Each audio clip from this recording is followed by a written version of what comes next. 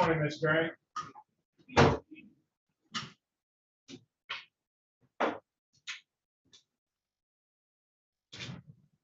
Good morning, Ms. Dre. Good morning, Judge.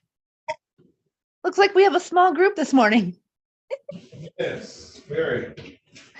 I think you only have one case today. Right. Ms. Ripley. Send them a message, let them know there's no waiting in aisle 234.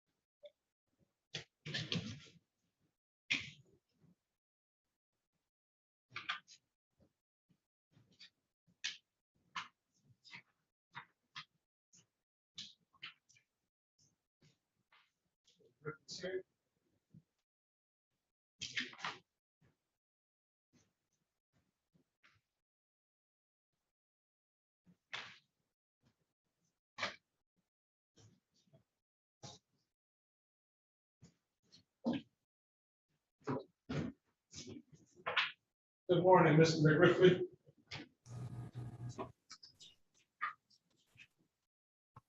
Hey, good morning. Good morning, how you doing? I'm great, and yourself? All right, you hear from the groom? Yes. Okay. Calling case number 2205-927701 before the state of Michigan versus Stephen LeBron. Defendant is charged in count 1, malicious destruction of personal property, 1,000 or more, but less than 20,000. Count 2, assault with a dangerous weapon. Count 3, driving reckless. Defendant has a conviction of a felony with a motor vehicle advisory. Appearances for the record, please. Good morning, Your Honor. Shelley Drain for the people, P number 60249. Morning, Judge King. G. Whitney McRipley on behalf of Mr. Negron. Is he present, Your Honor? No. I talked to him yesterday. I don't know what the court's for him to waive his appearance. I'll waive his appearance. What's your pleasure? Your Honor, I just asked for a short adjournment of the PCC. The paper discovery was attached to the discovery request, but the digital was not. There were like 3 or 4 officers involved in the incident. So I'm sure that there's some digital discovery. Then I asked for a new PCC date. Is there a possibility this might resolve itself short of an exam? That's what I was trying to get to with Mr. Negron. I tried to call him this morning, but he didn't answer his phone. Maybe just 1 week, maybe. I'll adjourn the probable cause conference to April 13th at 8:30. That's fine, Your Honor. Fine, we continue.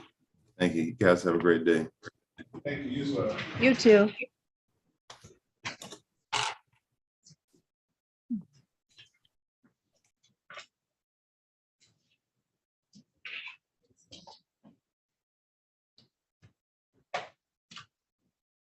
So we're down to 2. We got the comp here. Yeah. Cool. Oh. Okay, everyone have a good day. And if you need me for something, just let me know. Okay, thanks, Shannon. Thanks. Bye-bye.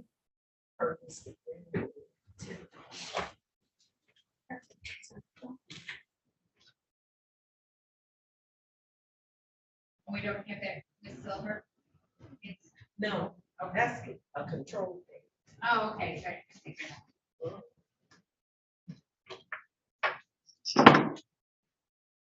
What'd you say about the Johnson case? That's a control thing case. Oh, okay. All right.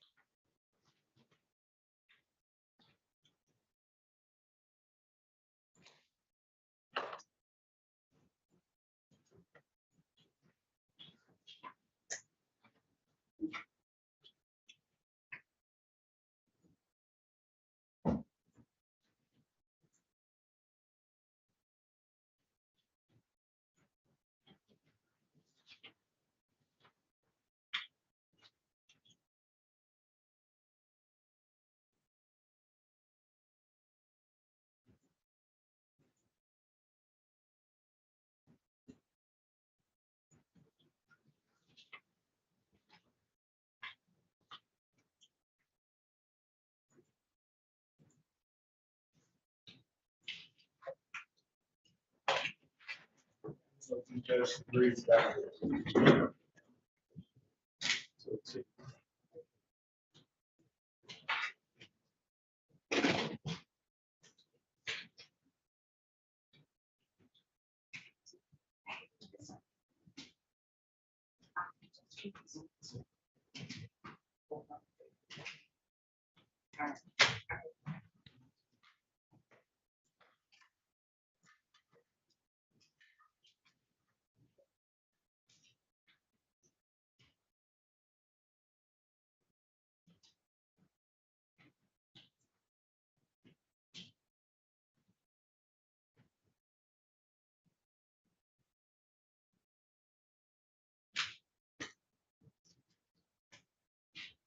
She's at 4:38.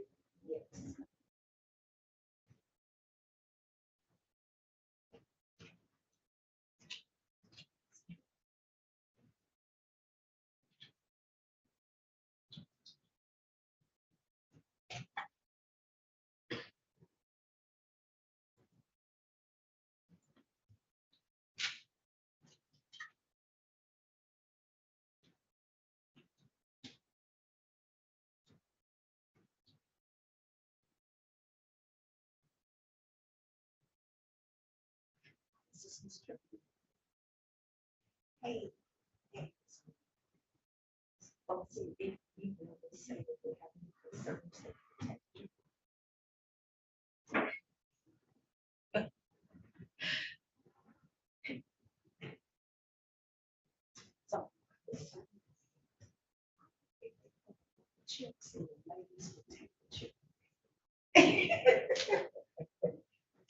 Have a go with this too.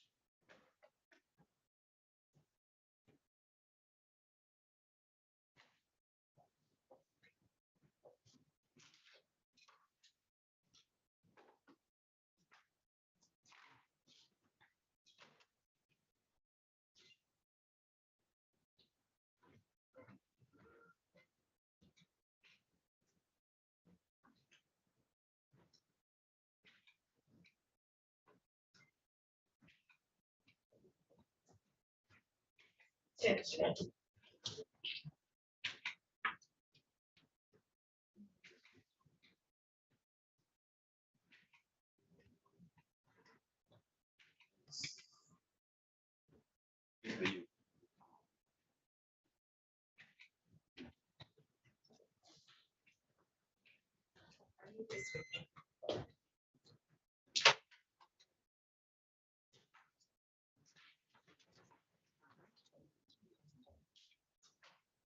Okay, see you guys. All right, Judge. That should be a Zoom. It's got today's date for in person. Judge. No, that's a Zoom. That's one of them. Yeah. Down to 25.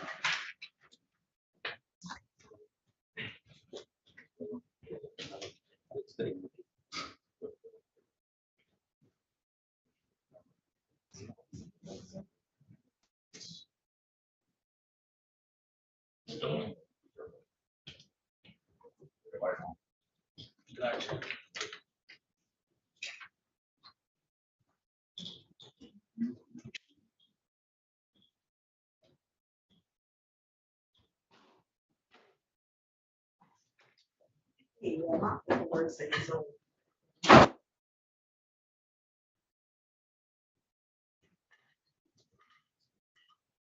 It's got Zoom. So, all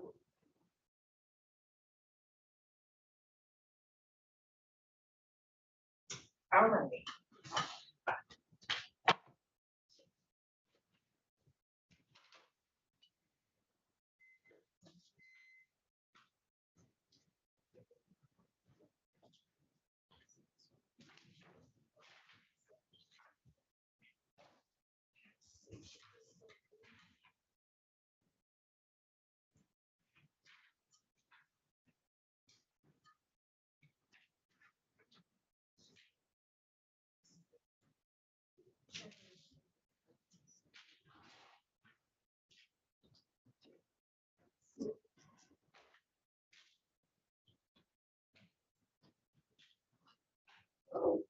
Yeah, I got no judge.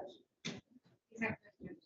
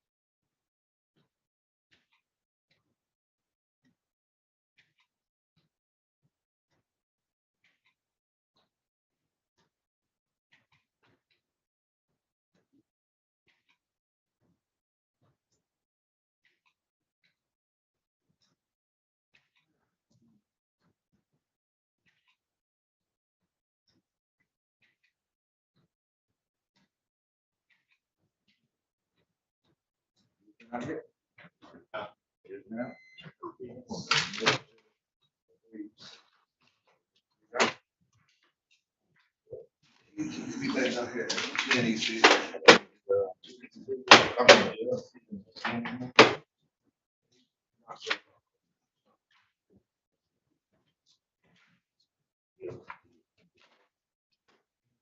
it don't matter. Yeah, I did. I did one this one.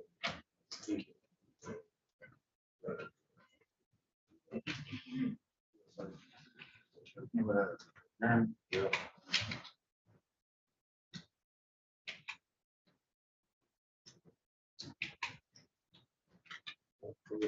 Yeah, 2 o'clock. Yeah.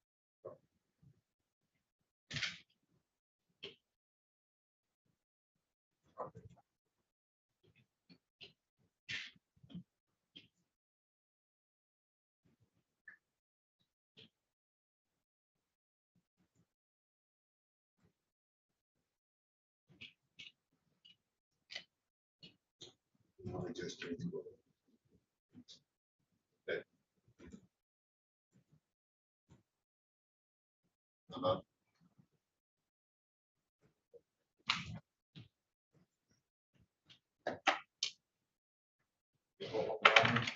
Yeah.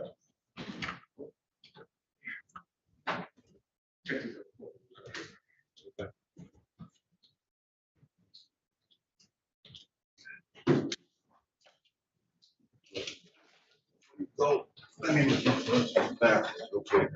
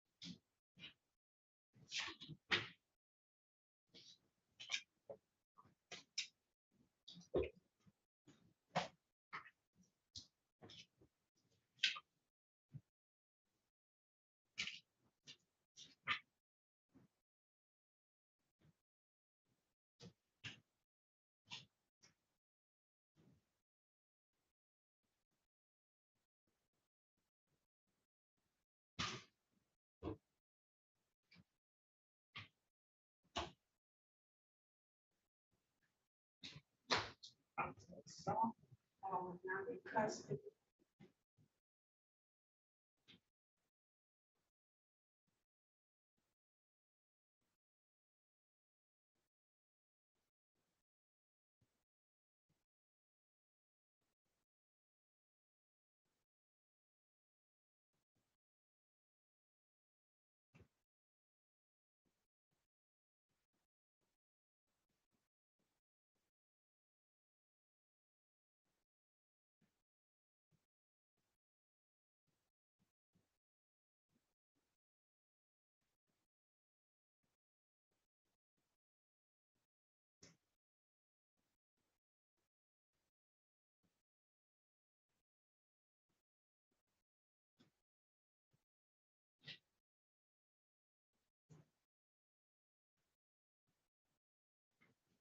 They had a prisoners, yeah. They had a prisoners, Yeah, they got, just two, there's right? two, yeah.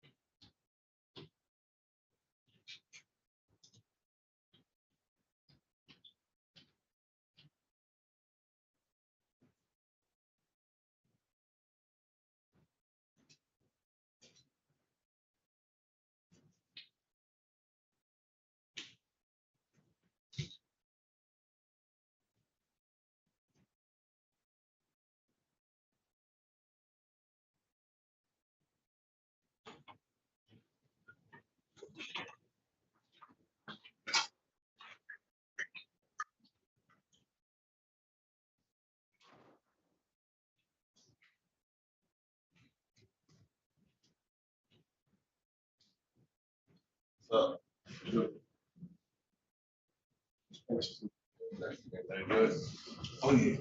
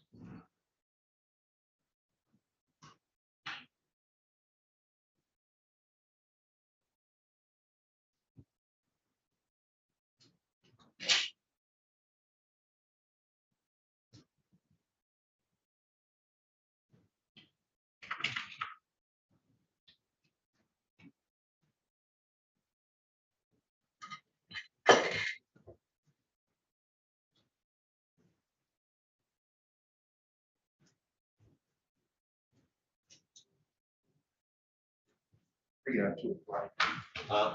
We got 2 o'clock. We got 5 cases. You know, all this not was good. That's how it was yesterday. Here. Think of the last case. That we got 5.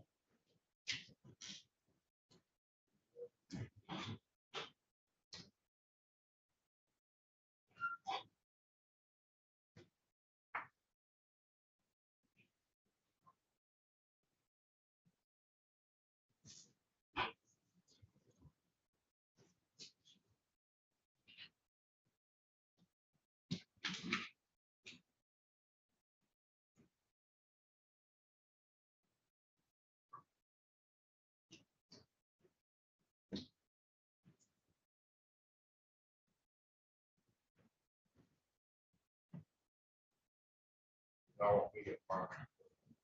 Well. They will probably come in there.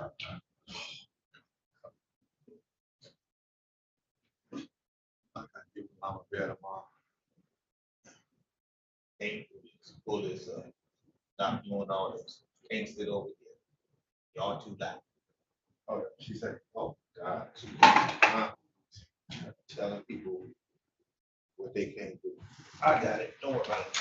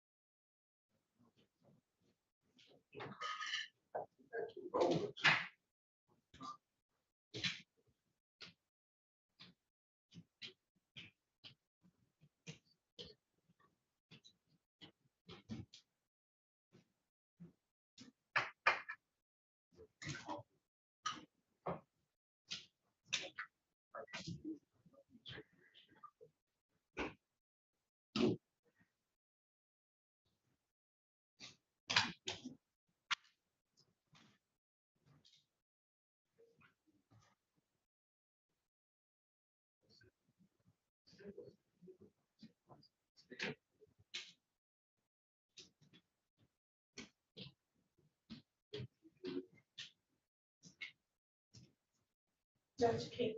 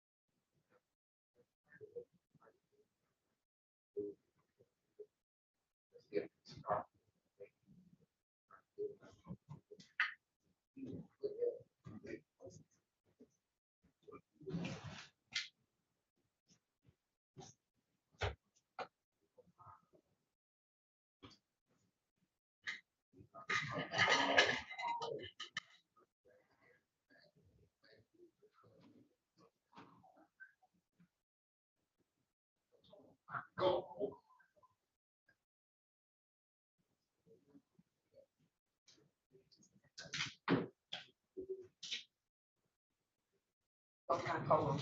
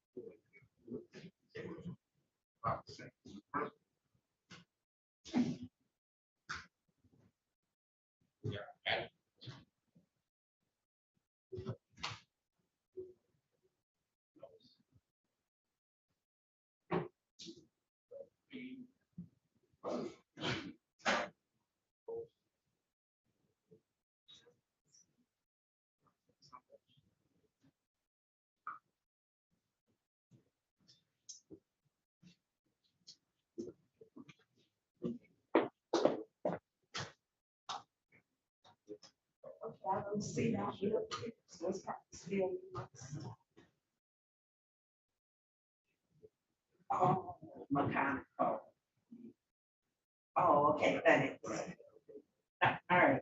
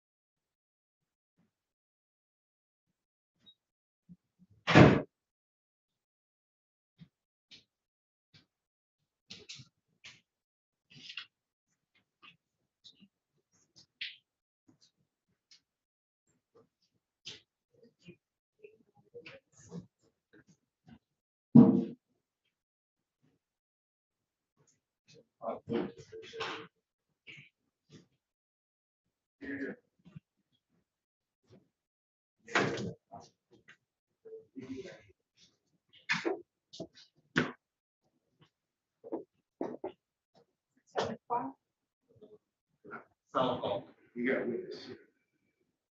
On the 10 o'clock? Yeah. You know, one was a conference here and the other one was exam. We got two. Both of them come. Sorry. Oh. Gotcha.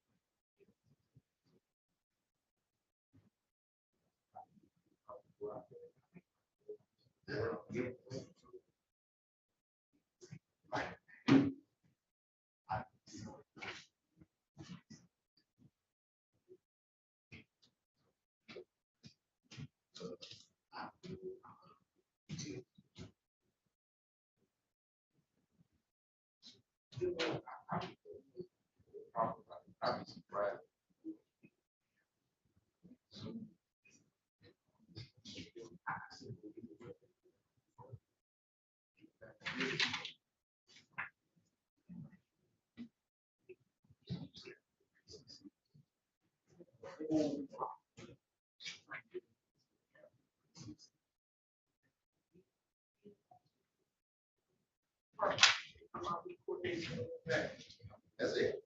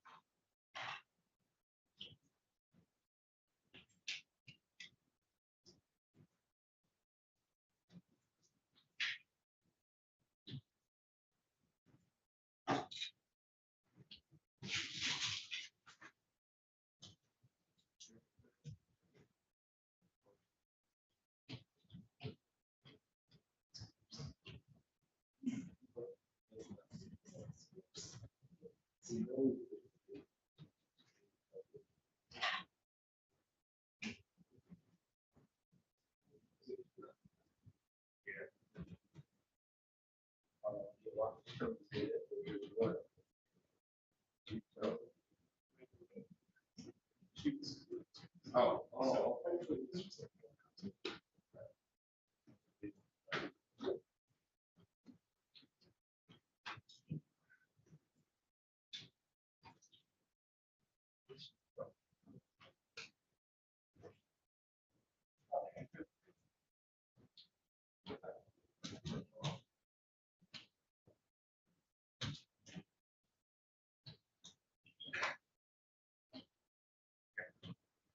Yeah.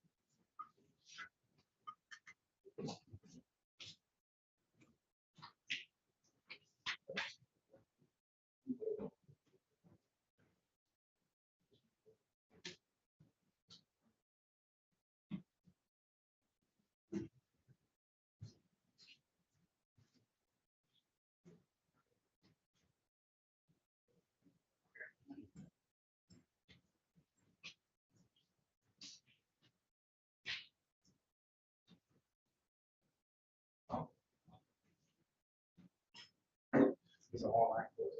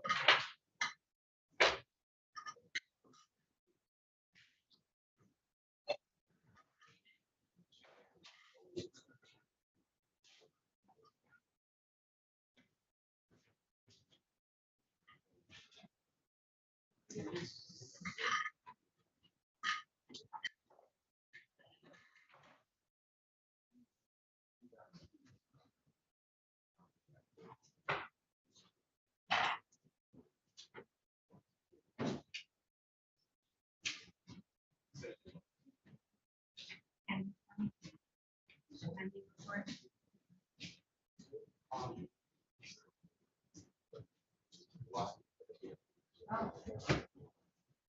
Okay, thank you.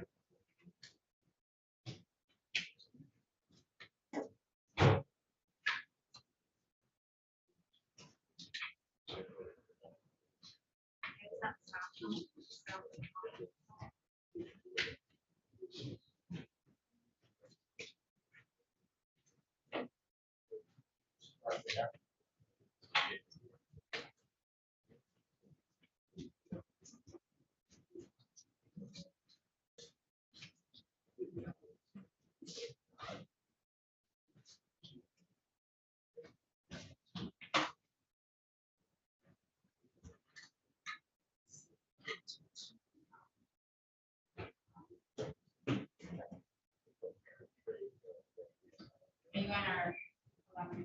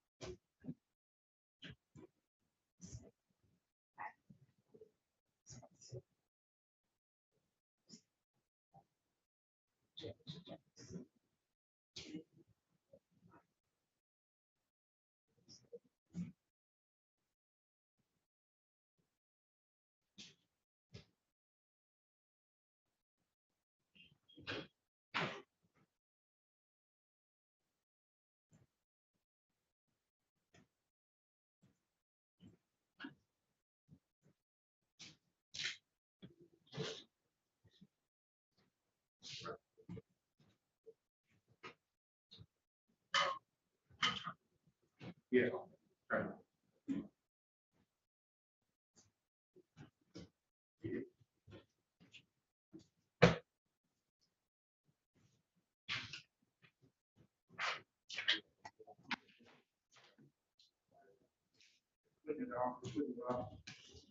I didn't make that. I was thinking about signing up. I think the mayor trade or whatever. 'Cause I think they did have some dumb stuff. So,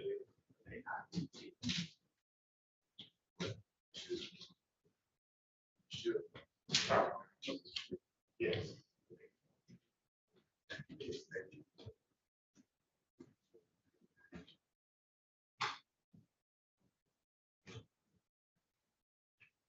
Right.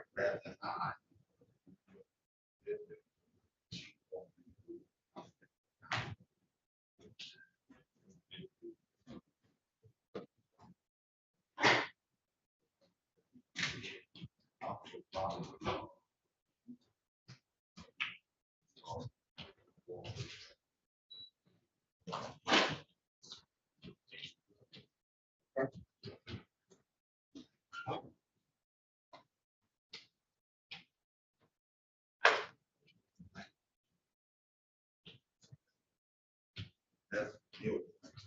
That's okay. Yeah, sure. It's not.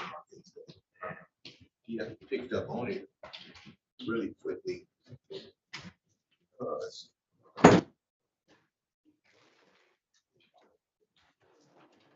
Understood. As far as how many we got on the street, they really smart. They just- Yeah.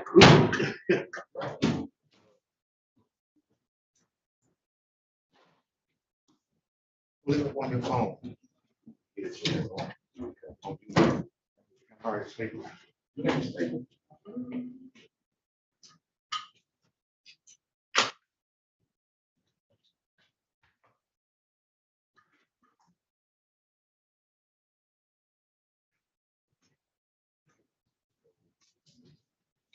Yeah, I need to do that. Yeah, I need to start that now. Print it. Years back, you know, the stock market, because, real estate too, okay, stuff like that, but it's not.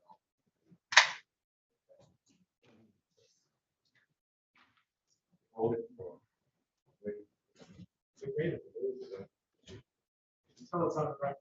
Right, right. You might have it. Wait a minute, I'm-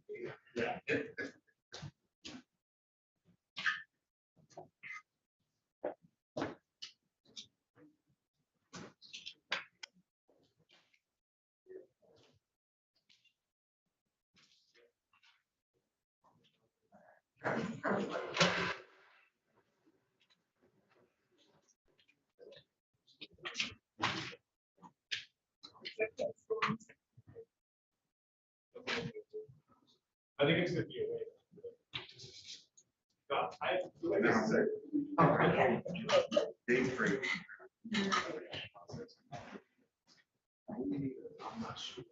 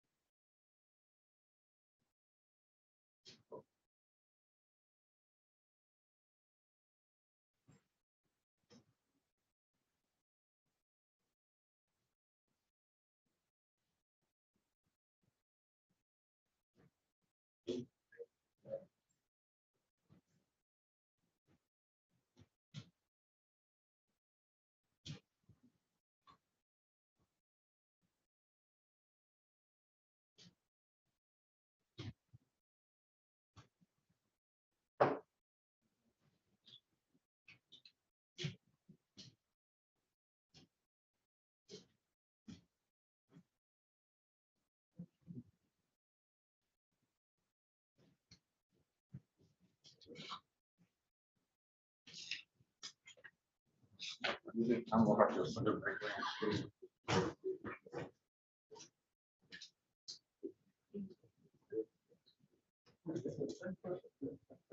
Wow.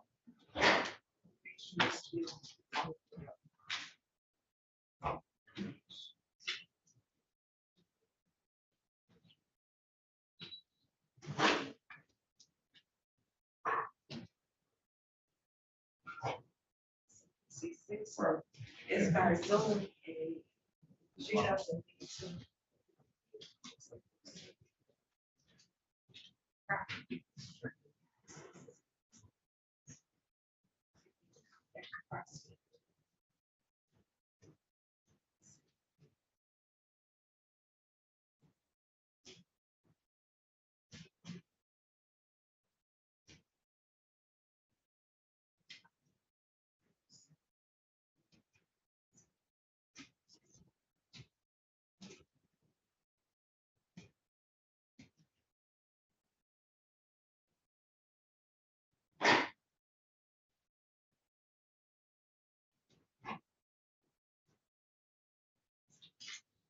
Tell me the contact message, right? Okay.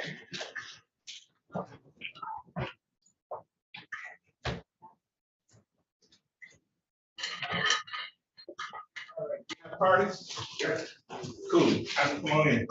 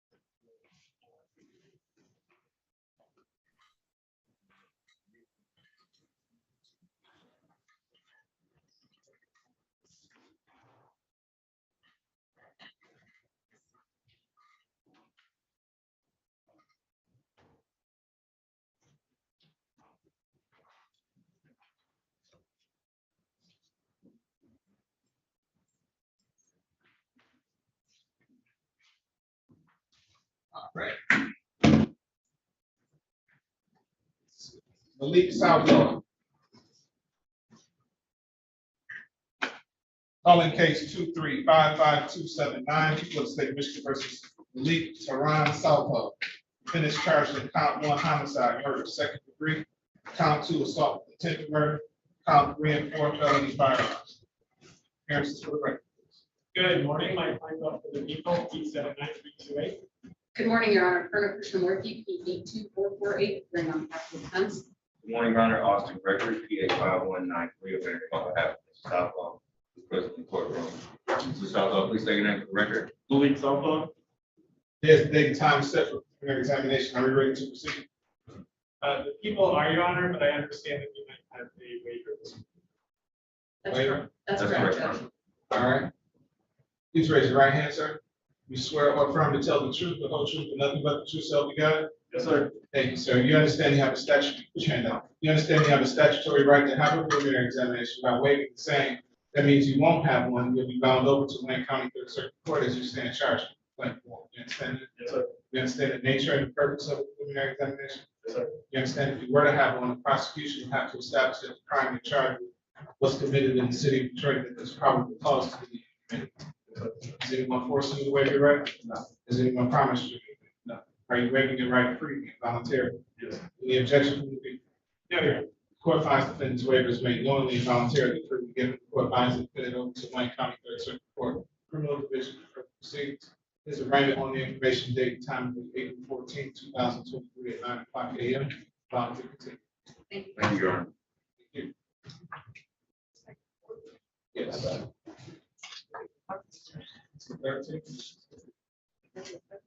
Yes. 13. I'm sorry, that would be April 13th. Thank you, Your Honor.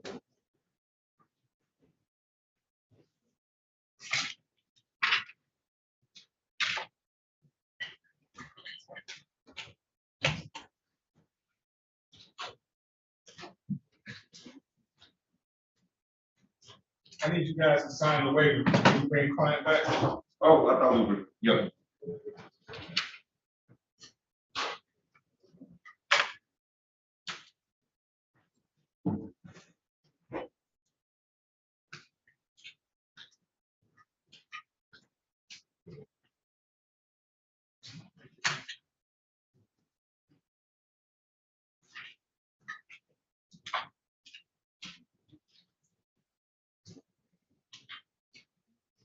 I need you guys to sign this.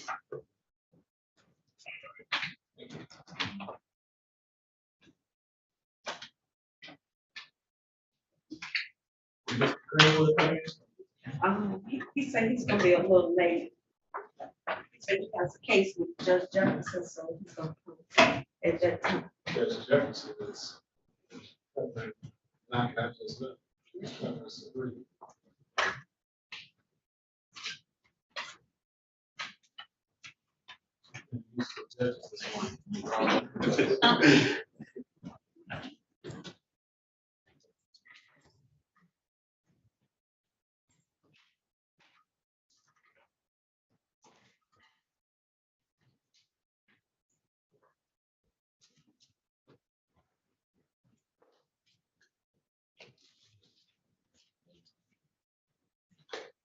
Shelton Kelly.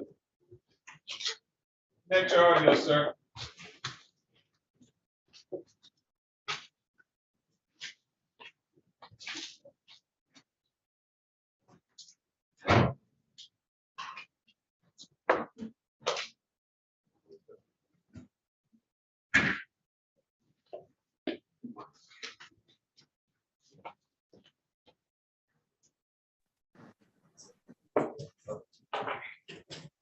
Yes, sir. Can I help you?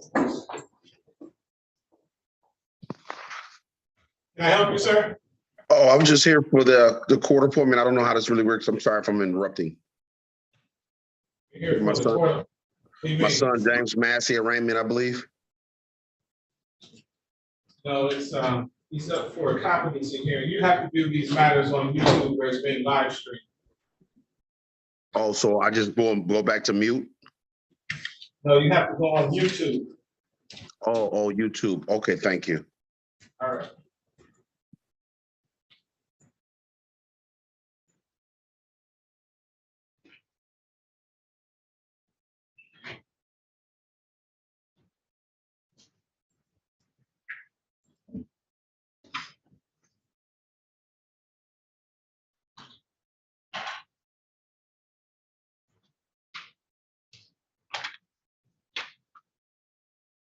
You got nothing else at 11:30, sir? We got Mr. Greenwood with his comments. Oh.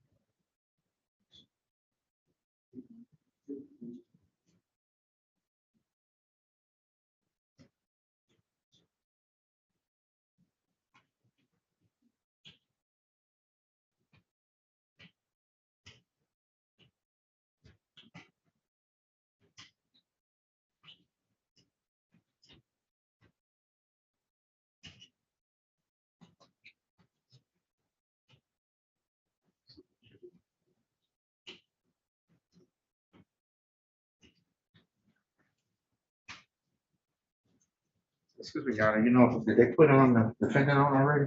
On, Mr.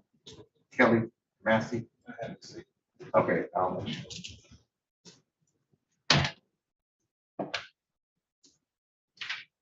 did you need him? Okay. I guess we could use. Okay. Just in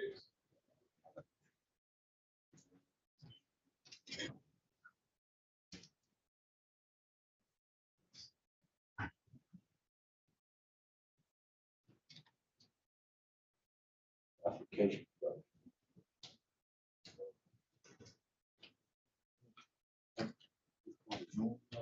Well, yeah, they are together.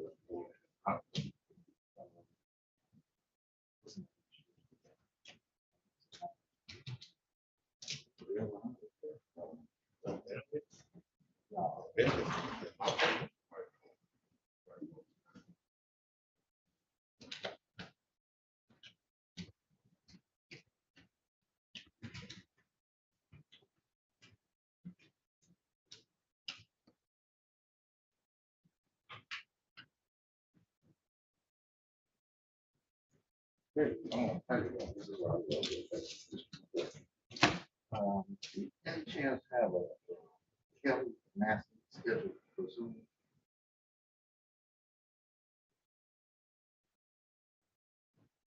Who's in OJ? Yeah, for the video.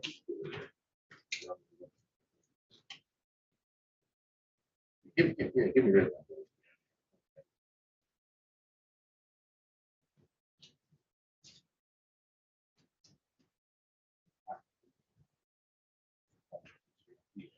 I think that's number eight. What number is that?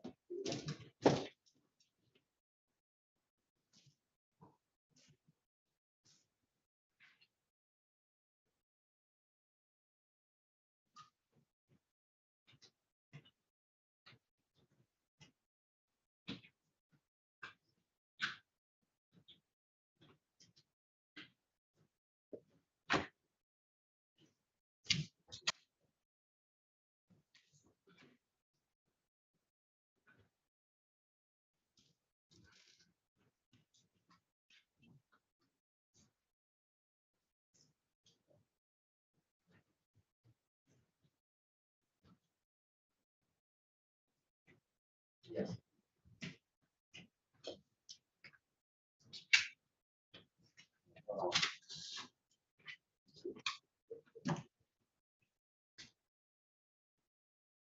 Four.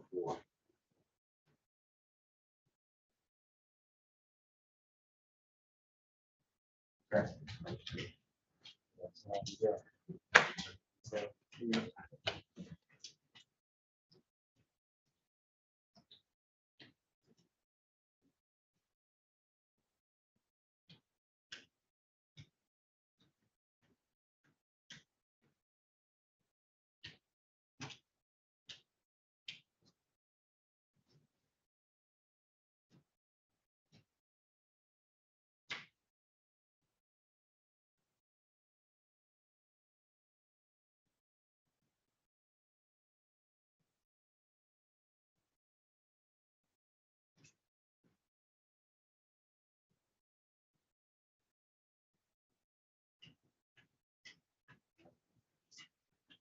Yes. Hey, this is this is report.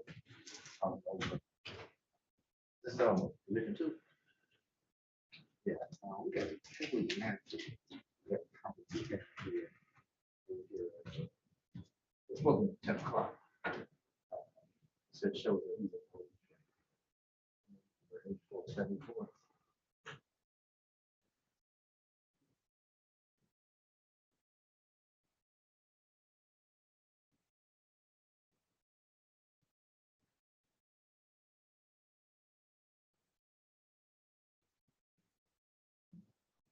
Yes, sir. I didn't know you were there. How you doing this morning? I'm doing okay, right? Good. I think you're trying to get your client to connect it. The number, the 22 number. Starts with this 22 number. 8474.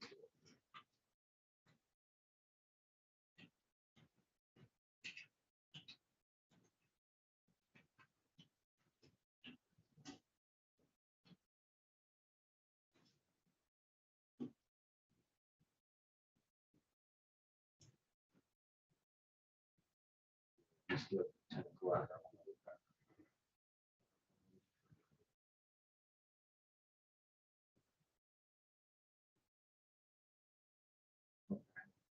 All right, but you do have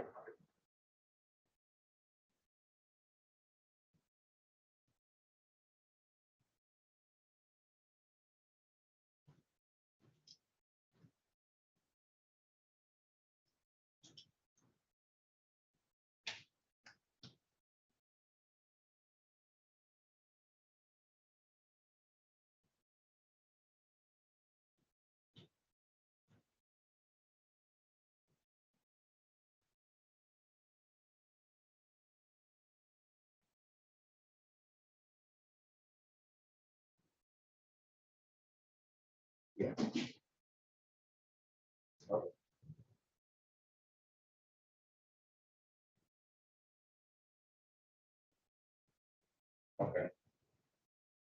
So we're looking at just like 10 minutes.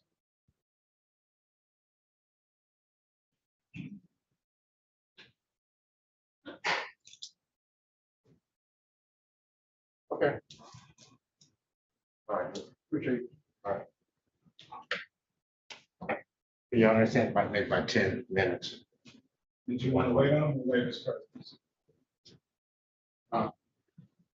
I think, I don't know how long it's gonna take for the press.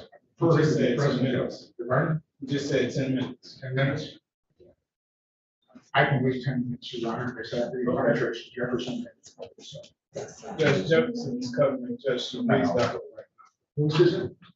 Judge Jefferson is covering Judge Sabri's docket right now.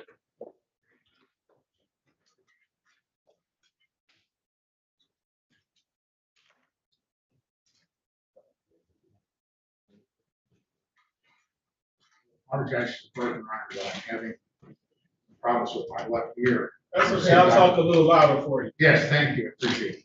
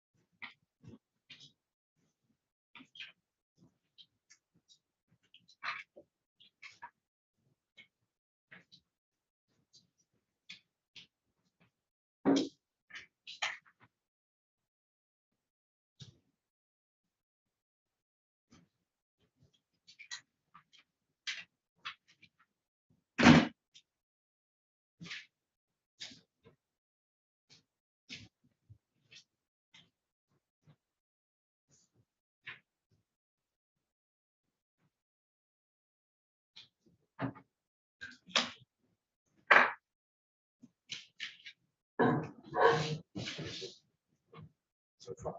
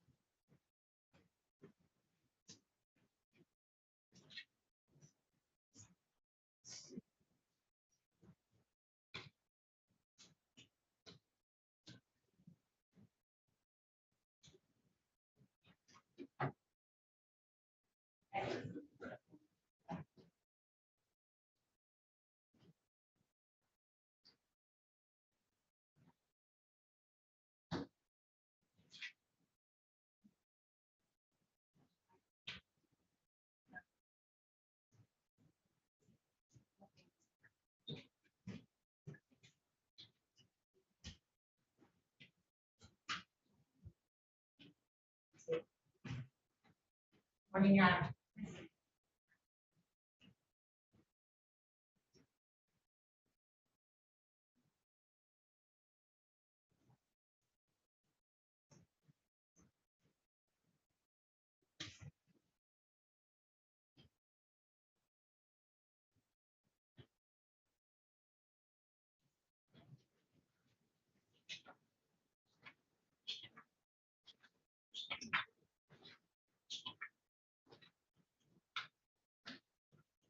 Who's my prosecutor on your case? Your pardon? Who's the prosecutor on your case? Mr. Bella, he was on, here it is right now. And Mr. Bella, Good morning, Your Honor. morning. Did you want to waive your client's appearance?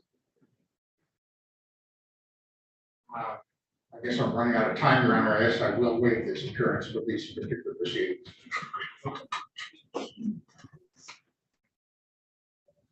Yes. Calling case number 2206-067901 for the state of Michigan versus James Massey Kelly. Defendant is charged in count 1, homicide, murder, first degree premeditated. Count 2, weapons carrying concealed. Count 3, weapons felon firearm. Appearances for the record, please. Good morning, Your Honor. John Bell on behalf of the people, P 68673. Henry L. Greenwood, P 14349, appearing on behalf of Mr. Macy Kelly. All right. And for purposes of this hearing, are you waiving your client's appearance? Yes, Your Honor. Okay. What's your pleasure?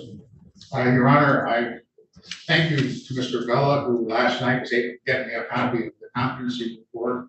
I had a chance to read it.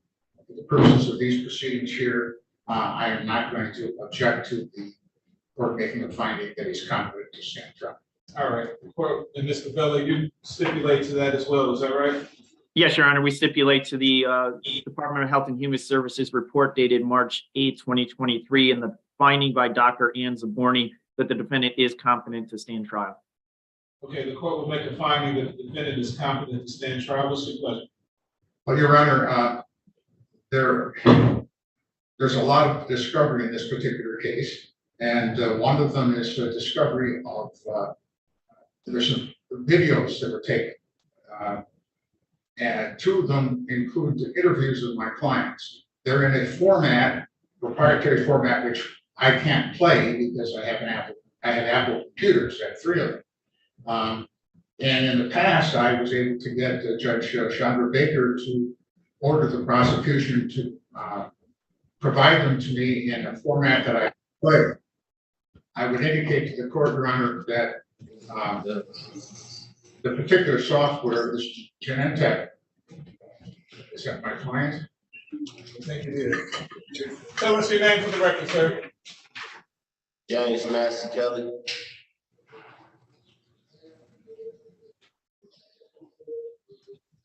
In any event, Your Honor, Mr. Bell has been forthcoming with tremendous amount of discovery.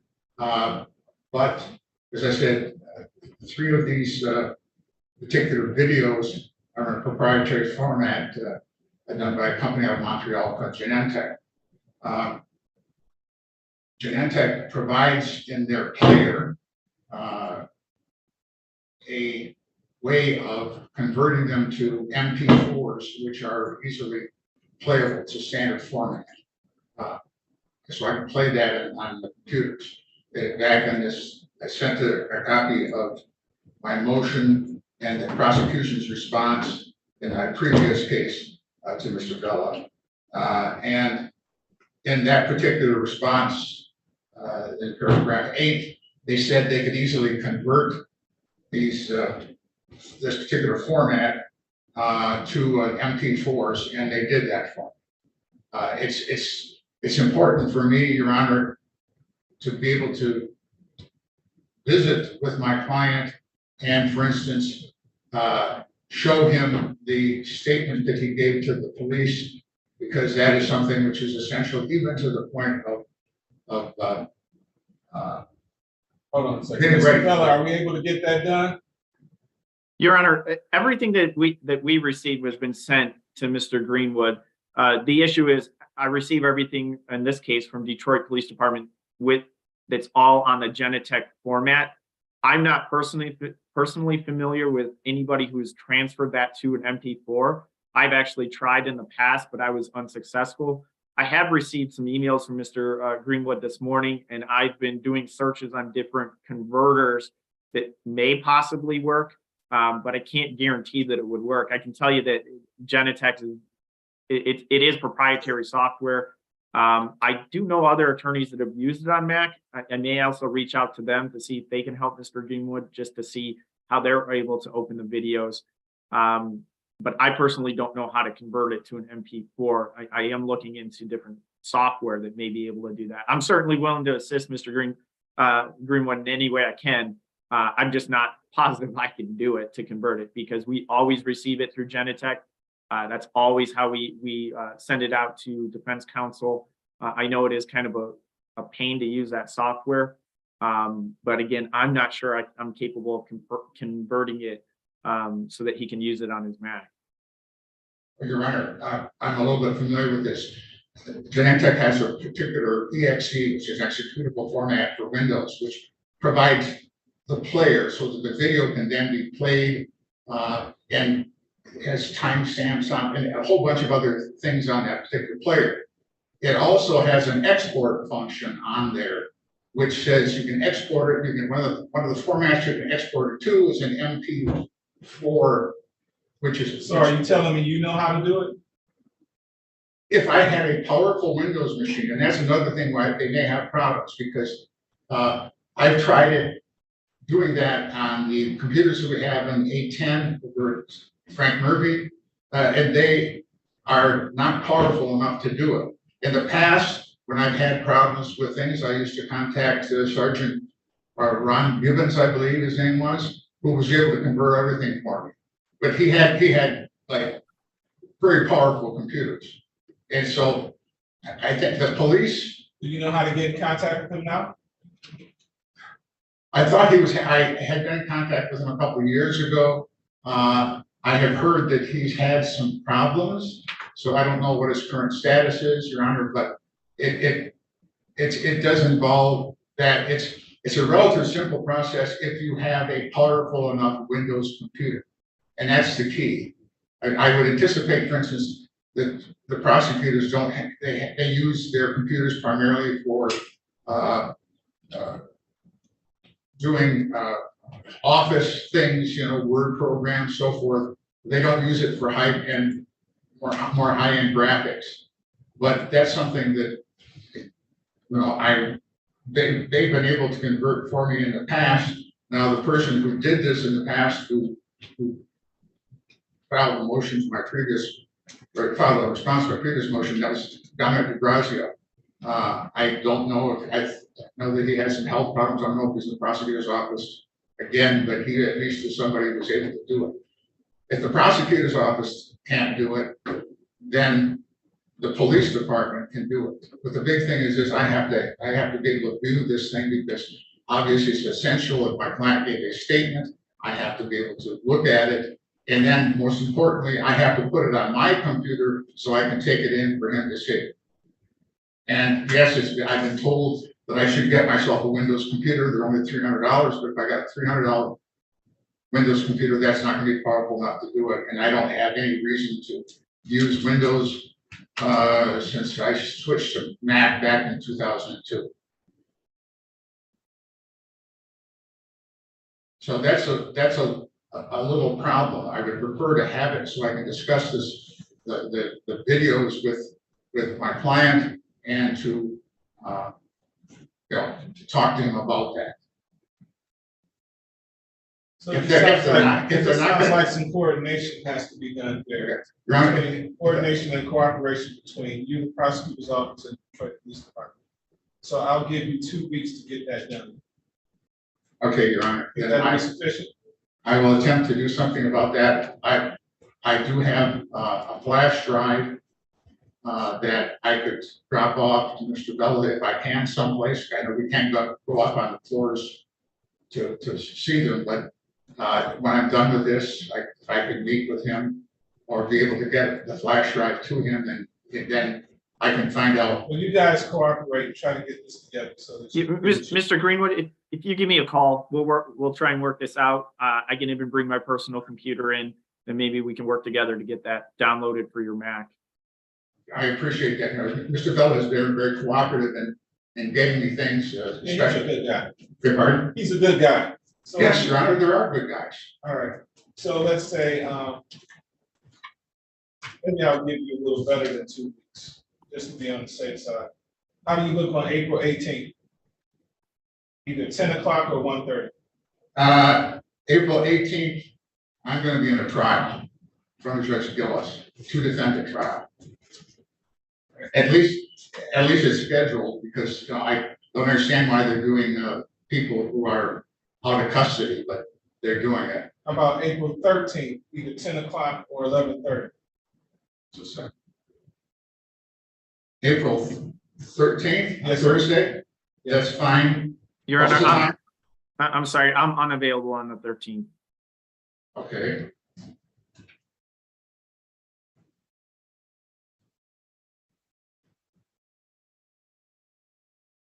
I'm available any other day that week.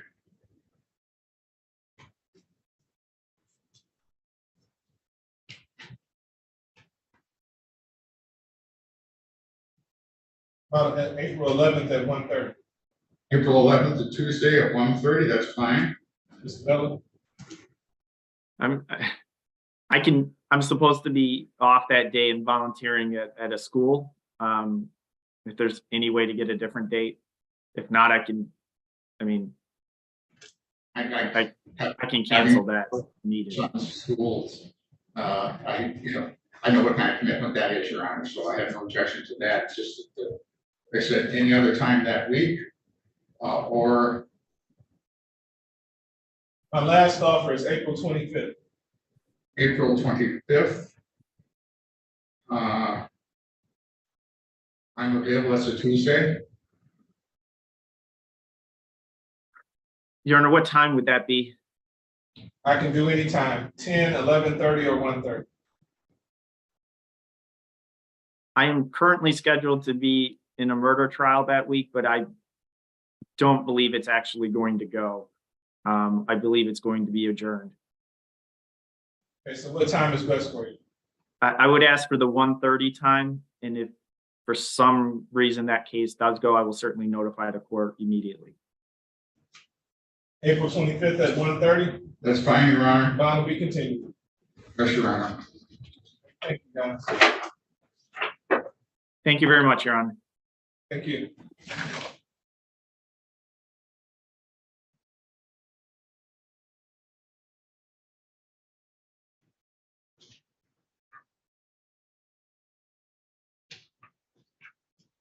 And Your Honor, what was the courtroom that Judge Jefferson is in, you know? She's in, when I last left her, she was in 438. 438, thank you, Your Honor. That's not her regular courtroom. I understand, Your Honor. You're all set, Mr. Massey Kelly.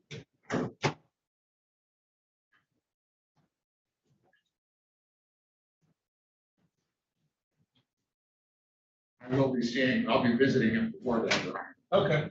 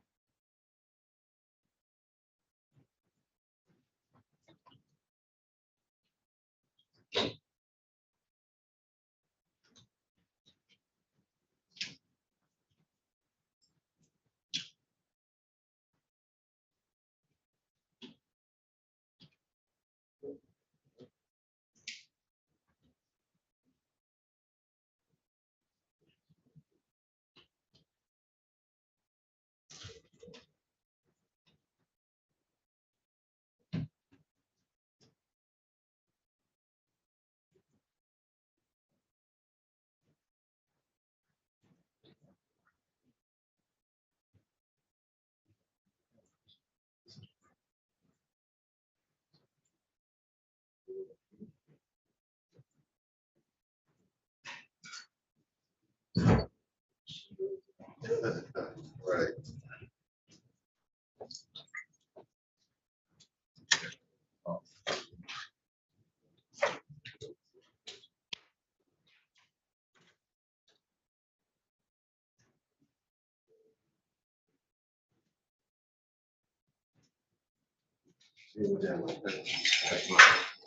Let's go ahead and have a seat. You know,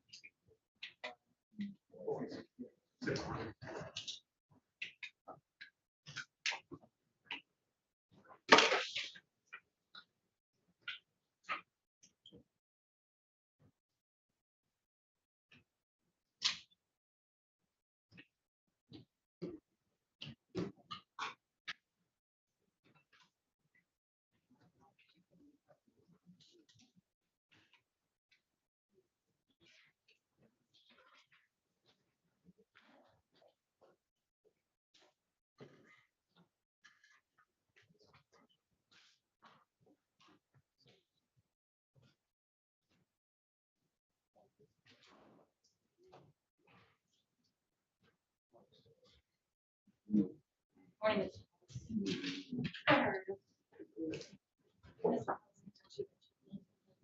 Mr. Clemens said he's running about 2 minutes behind.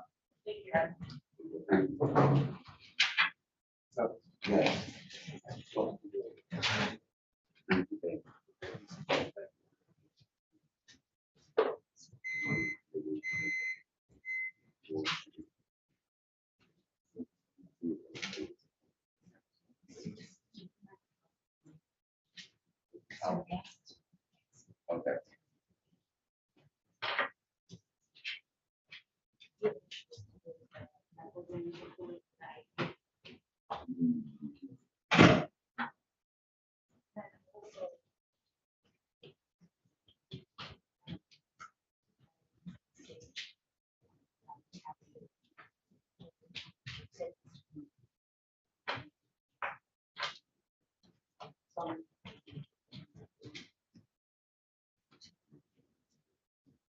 Yes.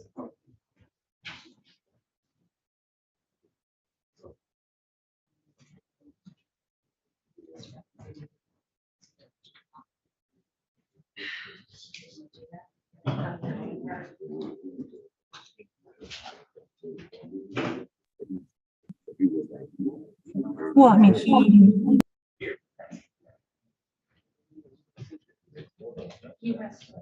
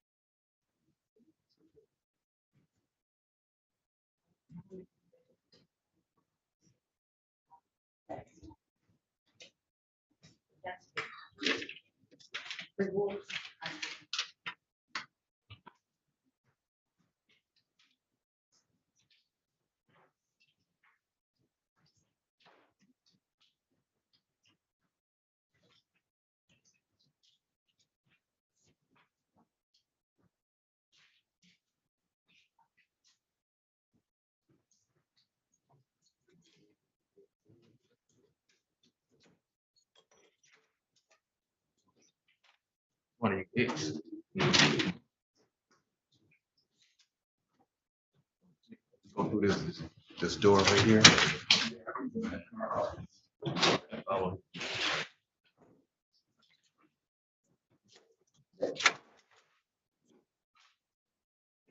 All right. We don't know whether. He's ready back. He's coming.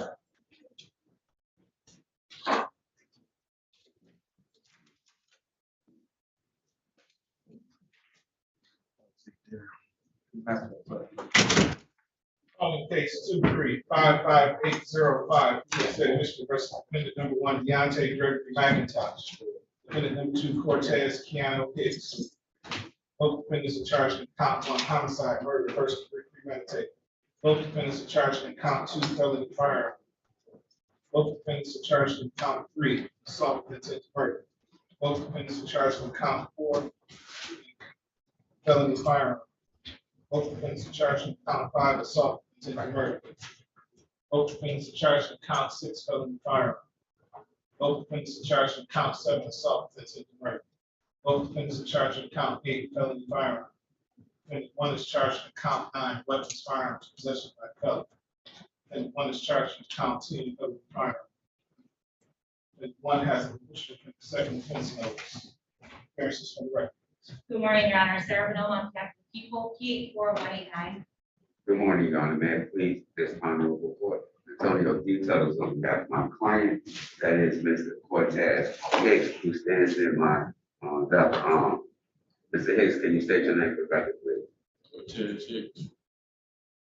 Your Honor, good morning, and may it please the court. My name is Adam Clements, P number 77233, appearing on behalf of the defendant Deontay McIntosh, who's to my right. Sir, state your name for the record, please. Deontay McIntosh. All right, there's date, time set for preliminary examination. Are we ready to proceed? Yes, Your Honor, people have a couple of preliminary matters. Please proceed. Your Honor, the first preliminary matter is you are asking for a mutual sequestration order with an exception for the officer in charge, who is behind me, Detective John Mitchell. Any objection to Detective Mitchell remaining in the courtroom? No, Your Honor. None, on behalf of Mr. McIntosh. And no on behalf of Mr. Hicks. Okay. And the second preliminary matter is people are going to be asking for a detainer, be ordered for a necessary witness to Sean Williams. Your Honor, Mr. Williams has been personally served by the officer in charge. He indicated to him that he will not be appearing today, and in fact, he did not. He's a necessary witness for ID purposes. I still want to move forward today. I'd just like to do a Howden part with this individual with this detainer. Yeah, well, the civilian witnesses are covered. Yes, Your Honor. Okay. And Your Honor, along the same lines, I have another officer, Officer Elworth. She's a necessary witness. She texted me today, her daughter is in the hospital. She went to the ER this morning. She will not be available, so I will be calling her as well with Deshaun Williams with the detainer and the health department. I believe that issue is relative to Mr. Clements. Correct. All right, Mr. Clements. Well, Judge, what I'd say about that is, I believe that today is the date and time set for exam. If the witness indicated that he was not coming, that the appropriate thing to do would be to take action to get him prior to today. So if we're gonna go and then the exam concludes, and the only person we're waiting on is Mr. Williams, Judge, my position will be, by my client being incarcerated, I think that that's delaying proceedings. When did this witness tell your officer that he was not coming? Yesterday, Your Honor. The officer at Lloyd sees him making plenty of times throughout the week. If I had this information earlier, I would have tried to file this detainer earlier, but it was just yesterday around noon. He was supposed to meet up with the officer in charge. He did not show up. He called him afterwards. He said, okay, I'll show up. He accepts the subpoena and then he states I'm not. Given that it's unlikely that you'll be finishing this exam today, because the other witness, you said was hospitalized. Her daughter, she's on maternity leave. Her daughter was just hospitalized in the ER this morning. So court is going to sign the witness detained. We'll hold this matter. Thank you, Your Honor. And that would just be for defendant number 1, McIntosh. I would like to move forward with defendant number 2, Cortez Hicks, but I have a preliminary matter as well. Your Honor, I would be requesting, I'm not able to get a stipulation for defense counsel regarding an officer. He should be in the waiting room. What's his name? Jason Tonti.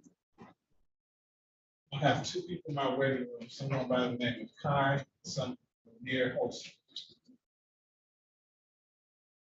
Well, Your Honor, first I would just ask that the court allow him to appear via Zoom. I'm asking that, Your Honor, pursuant to Michigan Court Rule 6.006C4, which was adopted after the pandemic by the Michigan Supreme Court. It states that for preliminary exams, as long as the defendant is either present in the courtroom or has waived the right to be present, district courts may use video conferencing to take testimony from any witness in preliminary exam. Yeah, I just recently read that. Nah. Go ahead. Well, and Your Honor, with that, so it's not, I don't have to show any kind of good cause. However, Your Honor, I received information, I think, less than 48 hours ago from this officer stating that he's retired, he's out of state, in Nashville, Tennessee. He'll be out of state for another week and a half, he'll come back, but then he's gonna be out of the country. So I'm just asking to allow him to appear on Zoom as opposed to adjourning this. I would say probably at least 3 weeks out. This was set for a preliminary examination in person. It's been a period that has been set. I cannot in good conscience, take a question of material witness over Zoom. I personally believe, number 1 is a capital case. Number 2, I don't do preliminary examinations on capital cases, especially over Zoom, in any shape, form, or What do you fashion. say about the court rule that provides for it? I don't think that the court rule, That's exactly what it says. I don't know what after Go ahead. I don't believe that the court rule trumps my client's right to a fair trial. And I personally believe that all the cases that were held and particularly in capital cases over Zoom, those cases that will come back as ineffective assistance of counsel. Because I would never hold any part of a capital case over Zoom. The court is going to allow it, but your objection is noted for the record. Ladies and gentlemen out there in YouTube land, if you are a witness or potential witness somewhere and you logged off at this time, do you have any other preliminary matters, Mr. Moore? Yes, Your Honor. Your Honor, people for the admission of People's Exhibit 1, which is the postmortem report under MCL 76611BD. Your Honor, there is a stipulation with both defense counsels for admittance of this People's Exhibit and for identification purposes that the deceased in this case is Jonathan Lowry, and that is the body that was examined by the medical examiner. For example, this is all. So stipulated for exam purposes? Your Honor, may I publish? You think the stipulations first? So stipulated for exam purposes only? Yes, on behalf of Mr. Hicks. Yes, on behalf. Admitted. Hold on 1 second. Lanier Holston, can I help you? Hi, can I help you? Hi, can I help you? Is it? Bye, Kai. Lanier Holston, can I help you? Sitting here for my family. You have to view it on YouTube, sir. Yes, sir. Left screen. All right. No, Yes. if I may revisit the video with the situation. I've not had an opportunity to review this new. Please come to the podium. I can barely hear you. As I would like to revisit the video with this situation. I have not had an opportunity to review this new the one where it came down from the Supreme Court, I would ask this court to give me an opportunity to review the same and see if there are any exceptions. Well, I reviewed it and I don't see any, and I'm ready to proceed now. You have a copy of that for him, Mr. Nolan, Yes, ma'am. For the court? for Mr. Tubbs? Yes.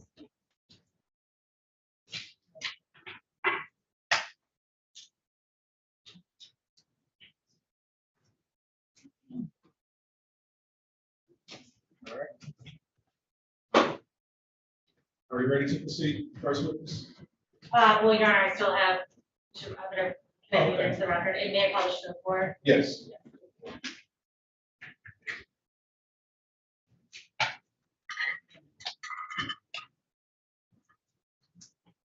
And Your Honor, permission at this time to read the summary and opinion portion of the medical examiner's report. Yes. Your Honor, People's Exhibit 1 is entitled "A Postmortem Report from the Office of the Wayne County Medical Examiner." It certifies that Dr. Lee Lavati, Deputy Chief Medical Examiner, performed a postmortem examination in the body of Jonathan Lally in the Wayne County Medical Examiner's Office on October 4th, 2020, with the ME case number of 20-14636. In the summary and opinion portion of this document, it states, "It is my opinion that death was caused by multiple 3 gunshot wounds. The manner of death is homicide, and this report is signed."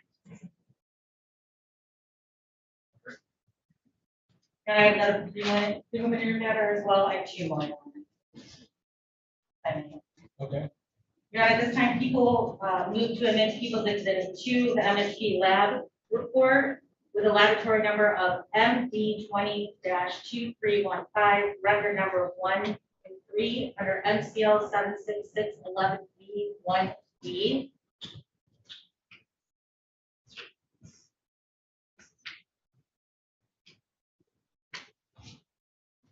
Your Honor, may I publish this to the court?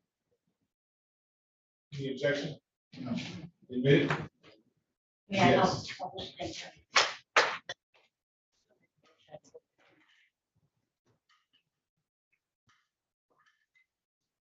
Your Honor, may I read pertinent part of the reports into the record? Sure. From report 1, it states container 1 sealed paper bag, item 11, containing 1 sealed envelope, possible hair from cat.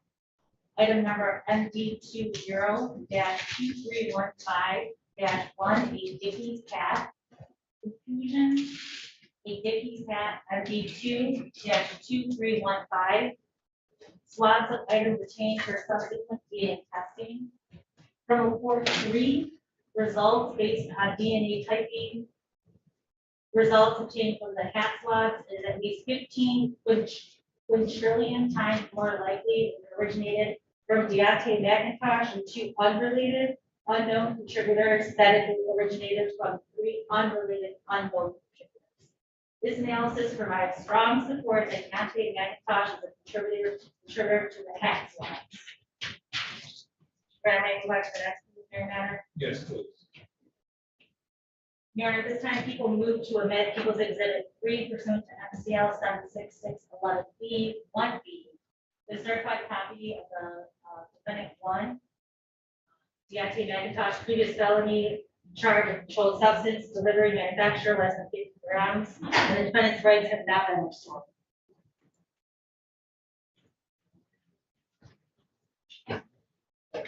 Any objection to submission? No. Admitted? Your Honor, I have 1 more matter, and I'm ready to call my first witness, so can be approached this week on that matter. Okay. Thank you.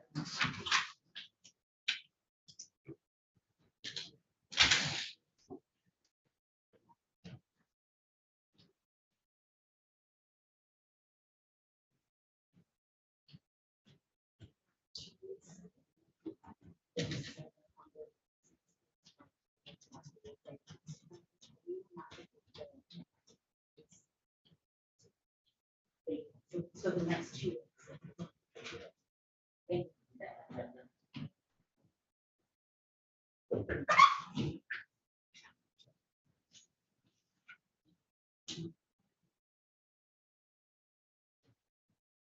And with that, Your Honor, people are ready to call their first witness.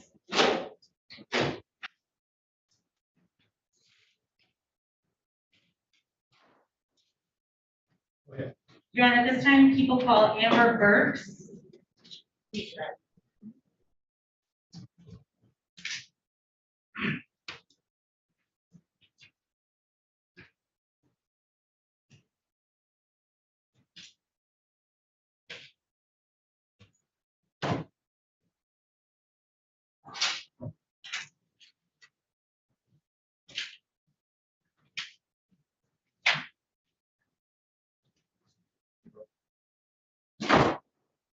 Ma'am, please step forward, give your name and the spelling of your name to the young lady seated over there.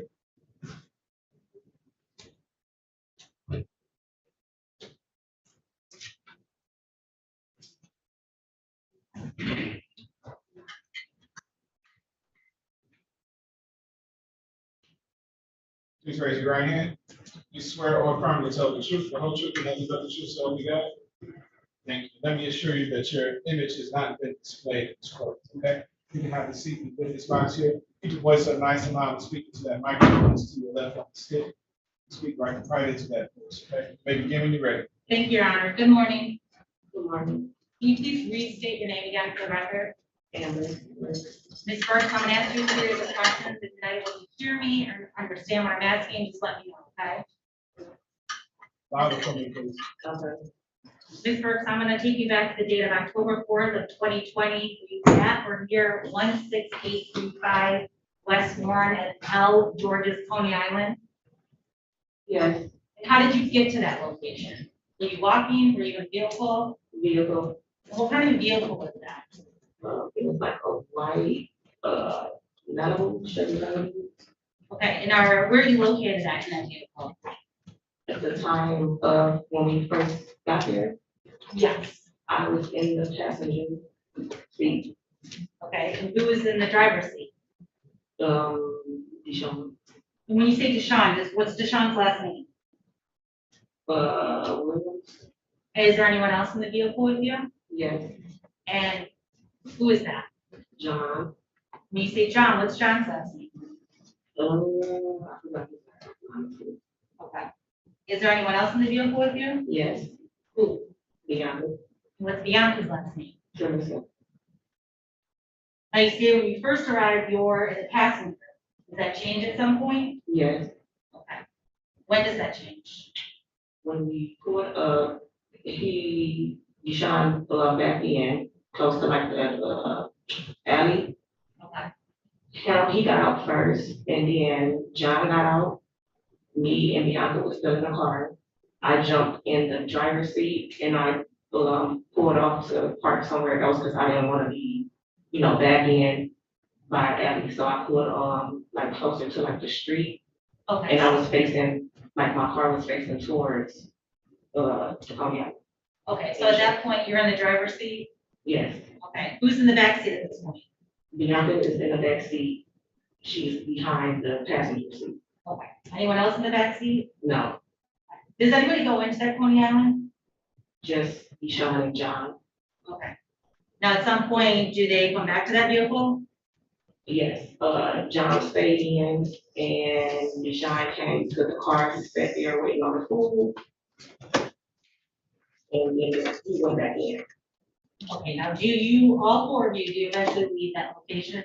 Yes, When you leave that location, just so I'm understanding, now who's driving?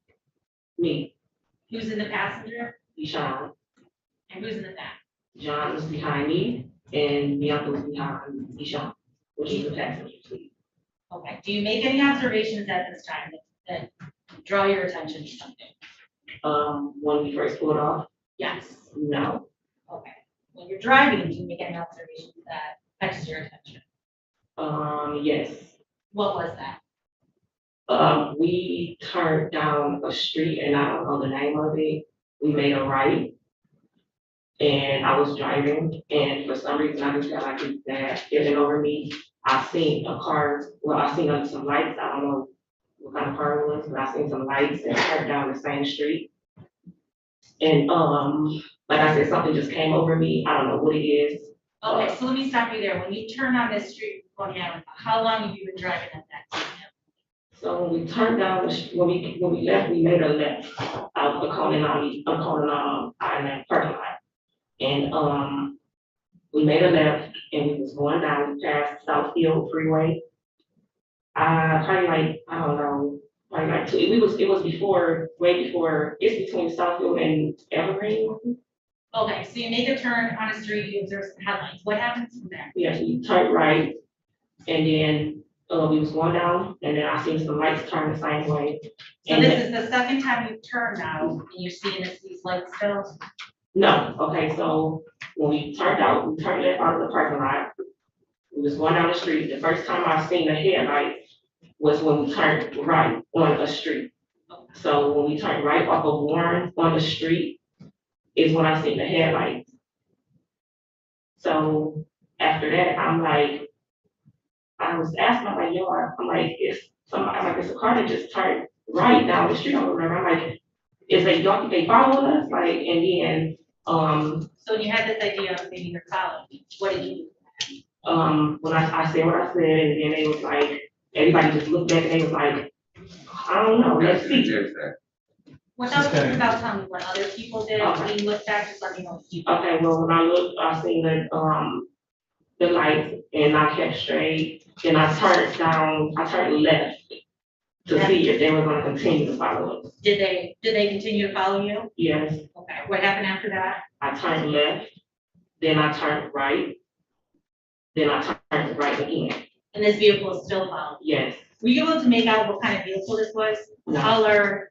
Was it a car, an SUV? No. Okay, so what happens after that? After we turned right down the last street, which I believe was Tireman, I'm taking the testimony where she said she believed it was time. so we was on that street, and that's when the car like pulled up.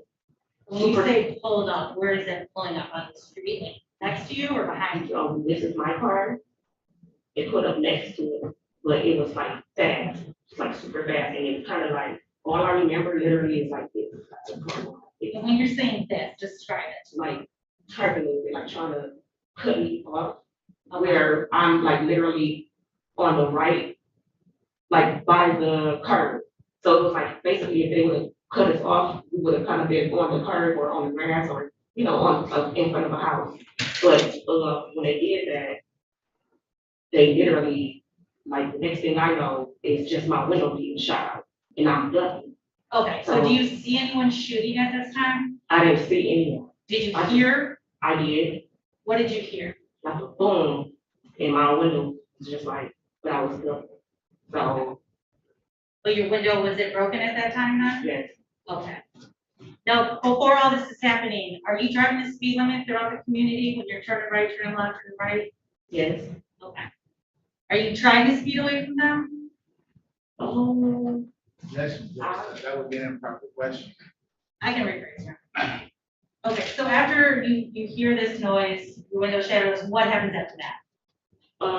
I was ducked down still. I put my car in reverse, but while I was thinking I was putting my car in reverse, everything happened, it was happening so fast. So my car went to neutral and I was pressing on the gas, it wouldn't move, so I pushed it back to reverse. And then my car, like I was driving my car backwards and I don't remember how fast I was going, but I was going fast. My car was just flying backwards and I was still jumping. Okay, and then do you see where this vehicle is at now? No. Now, what do you do after driving back? When I was driving backwards, my car somehow jerked and it turned right down, like towards the street. I then proceeded to put my car in drive and start flying down that street. I'm not sure what street that was. So I just kept going. I knew I flew through the light of Warren, kept going straight, and then we hit a dead end. My car like slid to a gate. Okay, now when your car, basically, does it crash at the end of that dead end street? I think so, yeah. What happens from there? After that, I jumped out the car. My car door pushed me back in, and then I jumped back out. I then started to run. Now I'm gonna stop you right there just briefly. When you get out of your vehicle, do you observe another vehicle? No. Okay. Do you observe anyone else in the area? No, just the people that I was with, but when I was running and I was trying to jump over the gate, I kept slipping. I kept slipping like 3 times, so then I took my shoes off because I believe it was raining earlier that day or sometime that day, so it was wet. I jumped over the gate, and as I jumped over the gate, I just looked and see that it was like the car doors open. So I'm thinking that What car door is open? my car. I didn't Okay. see another car. I didn't see none of that. Okay, did you hear anything? No, I was like just scared. Okay, no further questions. Cross-examine.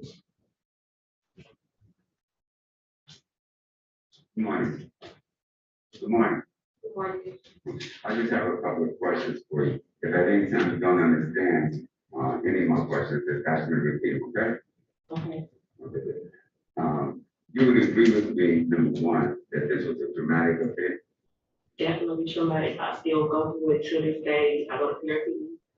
Thank you. Yes. Now, and correct me if I'm wrong. You don't know what type of vehicle that was, that you called following. You don't know what type of vehicle that was, whether or not it was a car or a truck, correct? Correct. You don't know the color, No. and you didn't see, whether or not it was this car or truck was occupied by 5 people, 2 people, 1 person. You don't know, do you? No. When you heard the shot, your window shattered, you said you ducked, correct? Yes. Right, and you ducked for safety purposes, you would agree? Yes. And subsequent to or after you ducked, then at some point in time, you get out of the car, correct? Once I was ducking, I put my car in reverse, which it hit to neutral, and I put it back in reverse, and I just drove back while I'm like ducking still. Okay, and it would be, safe to say you weren't trying to see who was shooting, is that correct? That was correct. And you backed your car up, and at some point in time, you ran to a light on, was that West Warren? Yes, my car jerked. Somehow it was like it turned right and we shot down the street. So I like put it in drive and just started flying down the street past West Warren. So I went through, I think it was a light that was on that street, on West Warren, and whatever street we were on. And you would agree with me that West Warren is a well-lit street? Yes. Okay, and did you have an opportunity to look in your rearview mirror to see if this vehicle was following? No, I was honestly scared. I just was just trying to like make sure we get somewhere safe. And, I'm like driving fast and just trying to make sure I don't hit anything. I don't know, like I was just trying to get somewhere safe. And then at some point in time, you exit the vehicle, correct? Yes. Do you know where the other vehicle that you said was following you, do you know where it was when you exited your vehicle? No, because I was scared to look back. Okay, so you said you can identify any person that was in that truck or that's in that vehicle? No. Is that not safe to say? No, I can't. I don't know. I didn't see anyone. I don't know none of it. I was just too busy driving. I was scared and I was just trying to get us away. And when you exited the vehicle, you began to run. Correct. And you didn't look back to see if anyone was chasing you, you just began to run, right? When I was trying to jump over, as I mentioned, I looked back and just seen only my car door open, like my car door was open. I want to say it was like 3 car doors open or something, I'm not sure, but I did see some doors open. And once I made it over, I just continued running. Did you look back and see if the vehicle that you believe was following you, whether that vehicle was near your vehicle? When I looked back to see my car, I didn't even see anything else. All right, thank you. No further questions. Please. Yes, please. And my name is Adam Clements. I'm gonna ask you some questions. If I speak too fast or I ask you a question you don't understand, just let me know. I'll try not to ask you. I'll try to ask you a better question, okay? All right, I'll also do my best not to ask you the same question that Mr. Tuttle, all right? Now, on this particular day, you indicated that you were with 3 other individuals inside of your vehicle, is that correct? Correct. You on that particular day, you had a white four-door Chevy, is that correct? Yes, And that there was a period of time where you were driving and a period of time when an individual by the name of Deshaun was driving as well, is that correct? yes. Okay. How long have you known this individual that was driving your car, Deshaun? I met him in, I think it was like 2019. So, Or it might have been 2020, actually. I'm not quite sure. I just remember that it was like March or April. so then the incident that you're here testifying about took place in October, is that fair to say? Yes, So it would be a year or less that you would have known this individual, right? correct. Now, on the particular day that you were with this individual, Mr. Williams, did you see him with the firearms? Yes, Okay. At what point did you see Mr. Williams with the firearms? it was before we got in the car. So, and then in addition to Mr. Williams, was there anyone else inside your vehicle that was also armed? Yes, Okay. Who was that individual? Michael was Bianca. Okay, so as far as you know, inside of your vehicle on that particular day, there were at least 2 individuals with guns, correct? Correct. Now, approximately what time was this when you were at this, you testified you were at a Coney Island, is that correct? Yes, Okay. Would you agree with me that it's roughly 5 or 6 o'clock in the morning? yes, And this is a Sunday, early Sunday morning, is that fair to say? yes, Now, you testified at some particular point in time, you got a bad feeling in your spirit, is that correct? yes, Okay, and then you got the impression that you were being followed, is that correct? yes. Did you hear anyone, fire any guns from inside of your vehicle? No, Did you see anyone pointing any guns from inside of your vehicle? no, Now, you indicated that there was a particular point in time where you believed that you were being cut off, is that correct? yes. Okay, what stopped you from being cut off? The car or whatever it was that they was driving. Okay, let me ask a more direct question. You thought that you were being cut off, correct? Is that a yes? Yes. Okay. The towers of things like this. Indicating for the record that it appears that there was another vehicle that was attempting to, on your driver's side, cut in front of the hood of your vehicle, is that correct? Yes. What did you do to avoid being cut off? I stopped. Okay, and at that point, is that when you put your vehicle in reverse? I stopped, but everything happened so fast because it was like when they pulled up on the side, they like shot the window out or something. I don't know. And I was like jumping. And yeah, I don't know. It was just like they pulled up so fast. You'd agree that at the particular point in time when your window was shot out, the individuals in your vehicle were firing back at that car, is that correct? Can you repeat that? You'd agree that when your window was shot out, the individuals that were inside your vehicle were firing back at the other vehicle, is that correct? No, I didn't see nobody from inside my car firing back or hear anybody firing back from my car. Was there a particular point in time when you got onto a side street? Okay. You understand what I mean by side street, correct? Not a main thoroughfare. Would you agree with me that Warren is a main road? Okay. But then there's residential streets that are off of Warren, is that correct? Okay. Yes. Okay, and then there's a particular point when you exited your vehicle when you were on a residential street, is that correct? Yes. This is the point in time when you exited your vehicle, when you made your way towards the fence, right? Yes. Okay, and at that particular point in time, you opened the car door and ran, is that fair to say? Yes. I got my car door pushed me back in, and I jumped back out again. And yes, I ran. Okay, and then you got, at some point, was there a point in time where the police or where your vehicle was taken, the DPD took possession of your vehicle? After Yes. I was in the police car, they ended up finding me. Well, I seen the police car where I ran out, and after everything had happened, I guess, and because I was still running.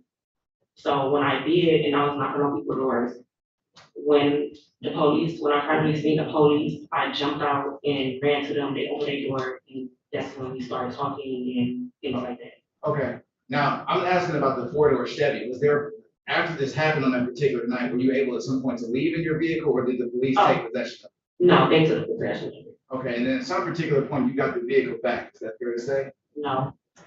You never got? I mean, well, they did release it, but it was total. So we just got like my belongings and that was it.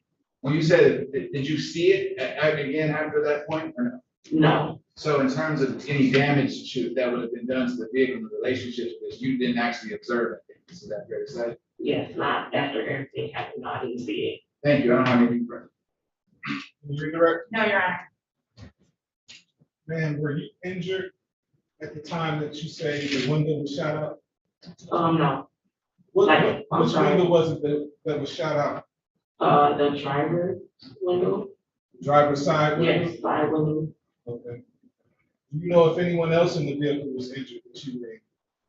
at that time, like when it first happened, Yes. no. Any questions based on my question? No, Your Honor. Thank you, ma'am. You may step down.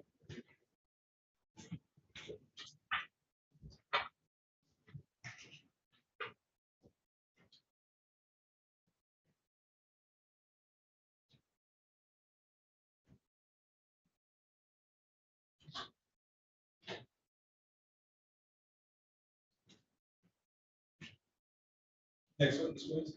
Your Honor, people call Bianca Tillerson.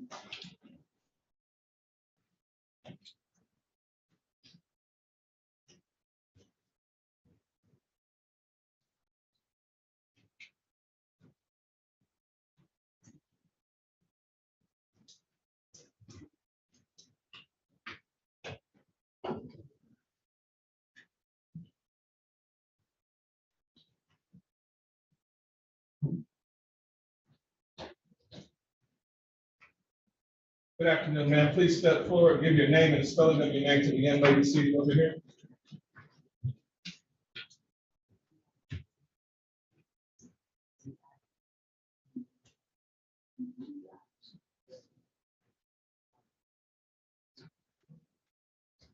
Please raise your right hand. You swear or affirm to tell the truth, the whole truth, and nothing but the truth, so help you God? Thank you. Let me assure you that your face is not being shown, okay? If you speak into that microphone, just to your left, nice and clear and loud for us. You may proceed when you're ready. Thank you, Your Honor. Can you please restate your name again for the record? Bianca Tillerson. Ms. Tillerson, I'm going to ask you a series of questions. If you're not able to hear me or understand what I'm asking, just let me know, okay? Okay, I want to take you back to the date of October 4th, 2020. We've added near El George's Coney Island in Detroit. yes, Okay. Were you in a vehicle with 3 other individuals? yes, And when you pulled out of that location, did something happen after that brings you in court today? yes. Okay. Talk to me about when you first leave that location. What, if any, other observations do you make? Well, first, I'm sorry, stop. What kind of vehicle are you in this location? A Chevy Malibu, And where are you located at within that? at the El George's Coney Island one. And then specifically inside the vehicle, where are you sitting at? We're parked backwards where if you look forward, they're facing the door, but the back is back towards like the front line. Okay. And are you driving the vehicle or in the back seat? Where are you located? I'm in the back seat. So when you leave that location in that vehicle, what, if any, observations do you make? At that time, when we got to the Coney Island, they went into the Coney Island to order food. When you say they, who's they? My cousin's boyfriend, Who is that? Deshaun, What's Deshaun's last name? I do not know. Okay. So Deshaun lives inside Coney Island. Yes, Okay. and so does Jonathan. And then do they eventually come back and get into the vehicle? Deshaun did, Jonathan did. So when you leave that location, do you make any observations about any of the vehicles around you? No, at that moment I did not. Okay. Do you eventually make an observation? Yes, I do when my cousin mentioned it, Well, who's your cousin? Amber. Okay. So Amber mentioned something. Do you then observe it as well? Yes, at that point, it made me kind of turn around and pay attention to what was going on. And when you say turn around and pay attention, what are you looking at? She has started saying, this car looks like it's falling. And you're asking me to rephrase the question. Just let me know what you observed. What did you actually turn and do something? But Yeah, when I turned around, I seen headlights, but they were like trailing a little far back. So at that moment, I didn't think nothing of it because I know my cousin had a previous event, so I just thought she may have been, just a little nervous because of what had occurred a couple months before this. But eventually, what happens next with the headlights when you watch it? As we watching the headlights, they still stay kind of like this. And I'm just gonna say, don't say we, just say what you Okay. observed. I observed that the headlights were behind us, and it was like a vehicle that was not as small as ours, as like a little larger vehicle because of the way their headlights were. Okay. And we got to turn different corners just to be sure. I watched us turn different corners as we was looking at the vehicle. Was that vehicle following you? Yes, as we turned different corners, the vehicle did follow us. Okay. We got up to Retirement is when we pulled over, like kind of slightly towards the side, but we were facing like southwest. And my cousin had pulled over, she was like, yeah, they're following. Your Honor, she's not testifying to what her cousin said, she's testifying to, she's in a vehicle, what happened to you? She just said. What's the out of court statement? You said hearsay, what's the out of court statement? My cousin said they following us, that's what she was saying. That's what she said. Excuse me. She said, my cousin told her, yeah, they following us, that's the out of court statement.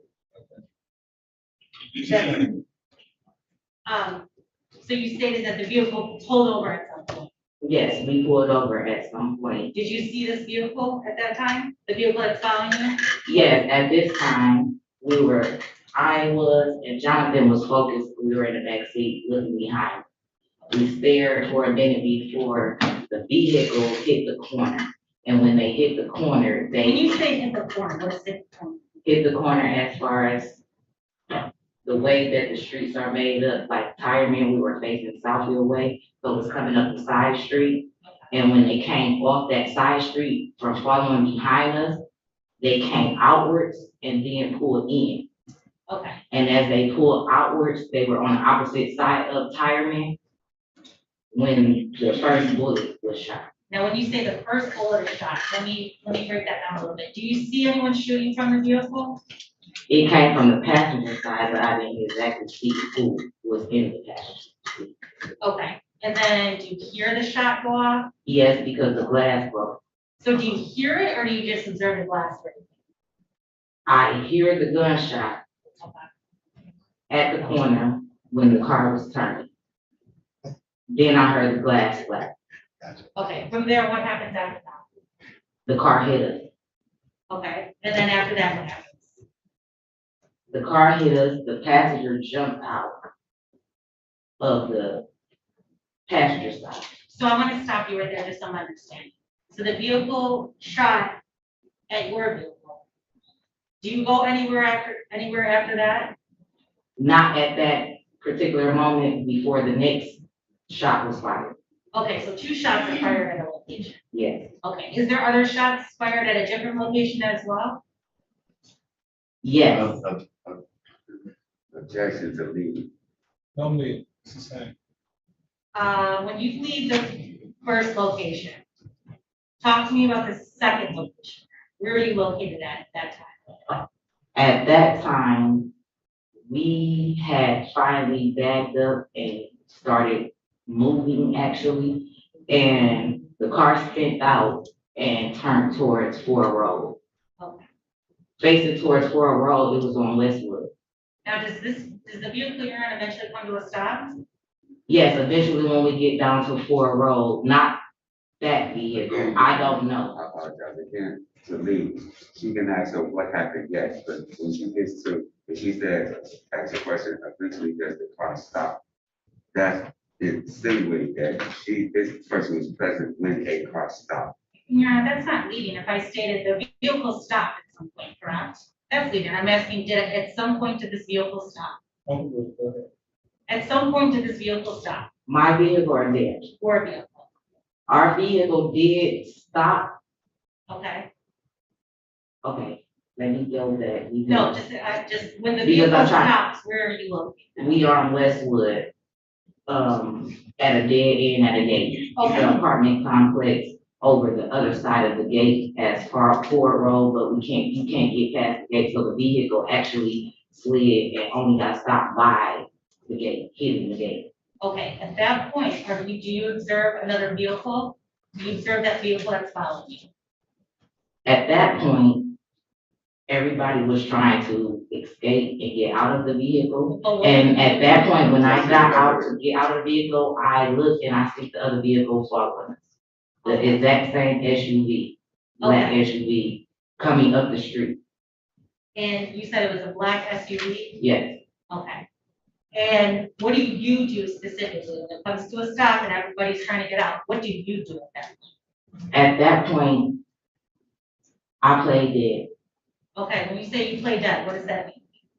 When, at that moment, I had just came from surgery with my ankle, so I could not run or do anything else. So when I got out of the vehicle, as I was trying to exit the vehicle after the vehicle crashed, I looked to my right where I see the vehicle speeding up, the same type of headlights I seen. When you say speeding up towards coming towards our way. Okay, So at that point, I just sat back in the car and just dropped. okay. Do you see any individuals at this time besides the individuals in your vehicle? Do you see any other individuals? I did not see specifically face. I seen the passenger jump out and run, like running towards that way, and a driver jump out, running towards that way. They were both shooting. Like Now, when you towards, say they're both shooting, how do you know they're both shooting? because at this point, when they jumped out of that vehicle and ran like they were running towards that dead end gate, that was the same way that John took off.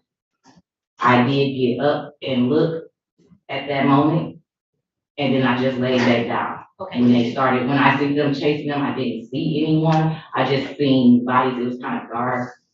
Okay.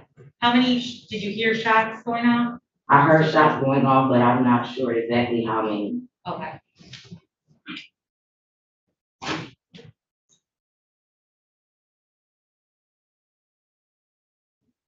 When you say John, describe to me where John's running, when you make that observation. John was running towards the barbed wire gate, the gate where the complex was. So this is a dead end street? Yeah, it's a dead end street, nothing but a gate with a barbed wire, and maybe like it was a corner house to the left. Okay. They may have like a backyard little gate that didn't have a barbed wire, but over that other part, trying to get over towards like Ford roadway, it was a barbed wire gate. No further questions. Questions, man? Sure.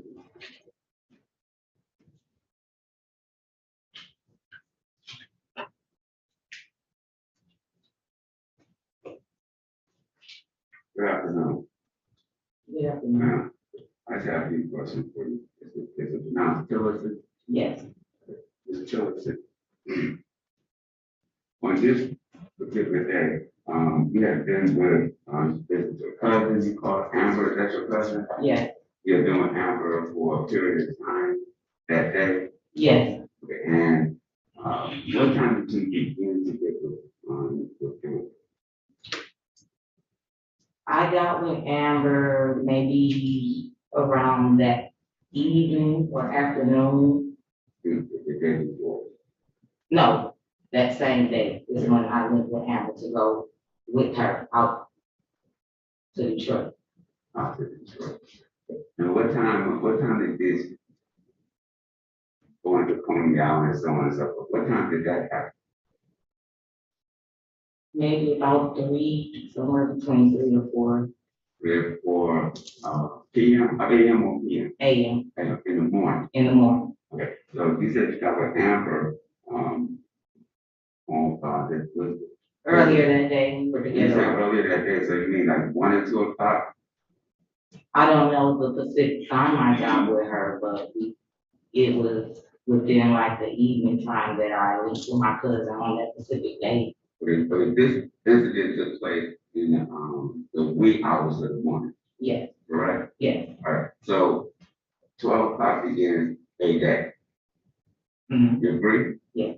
12 o'clock, midnight begins another day.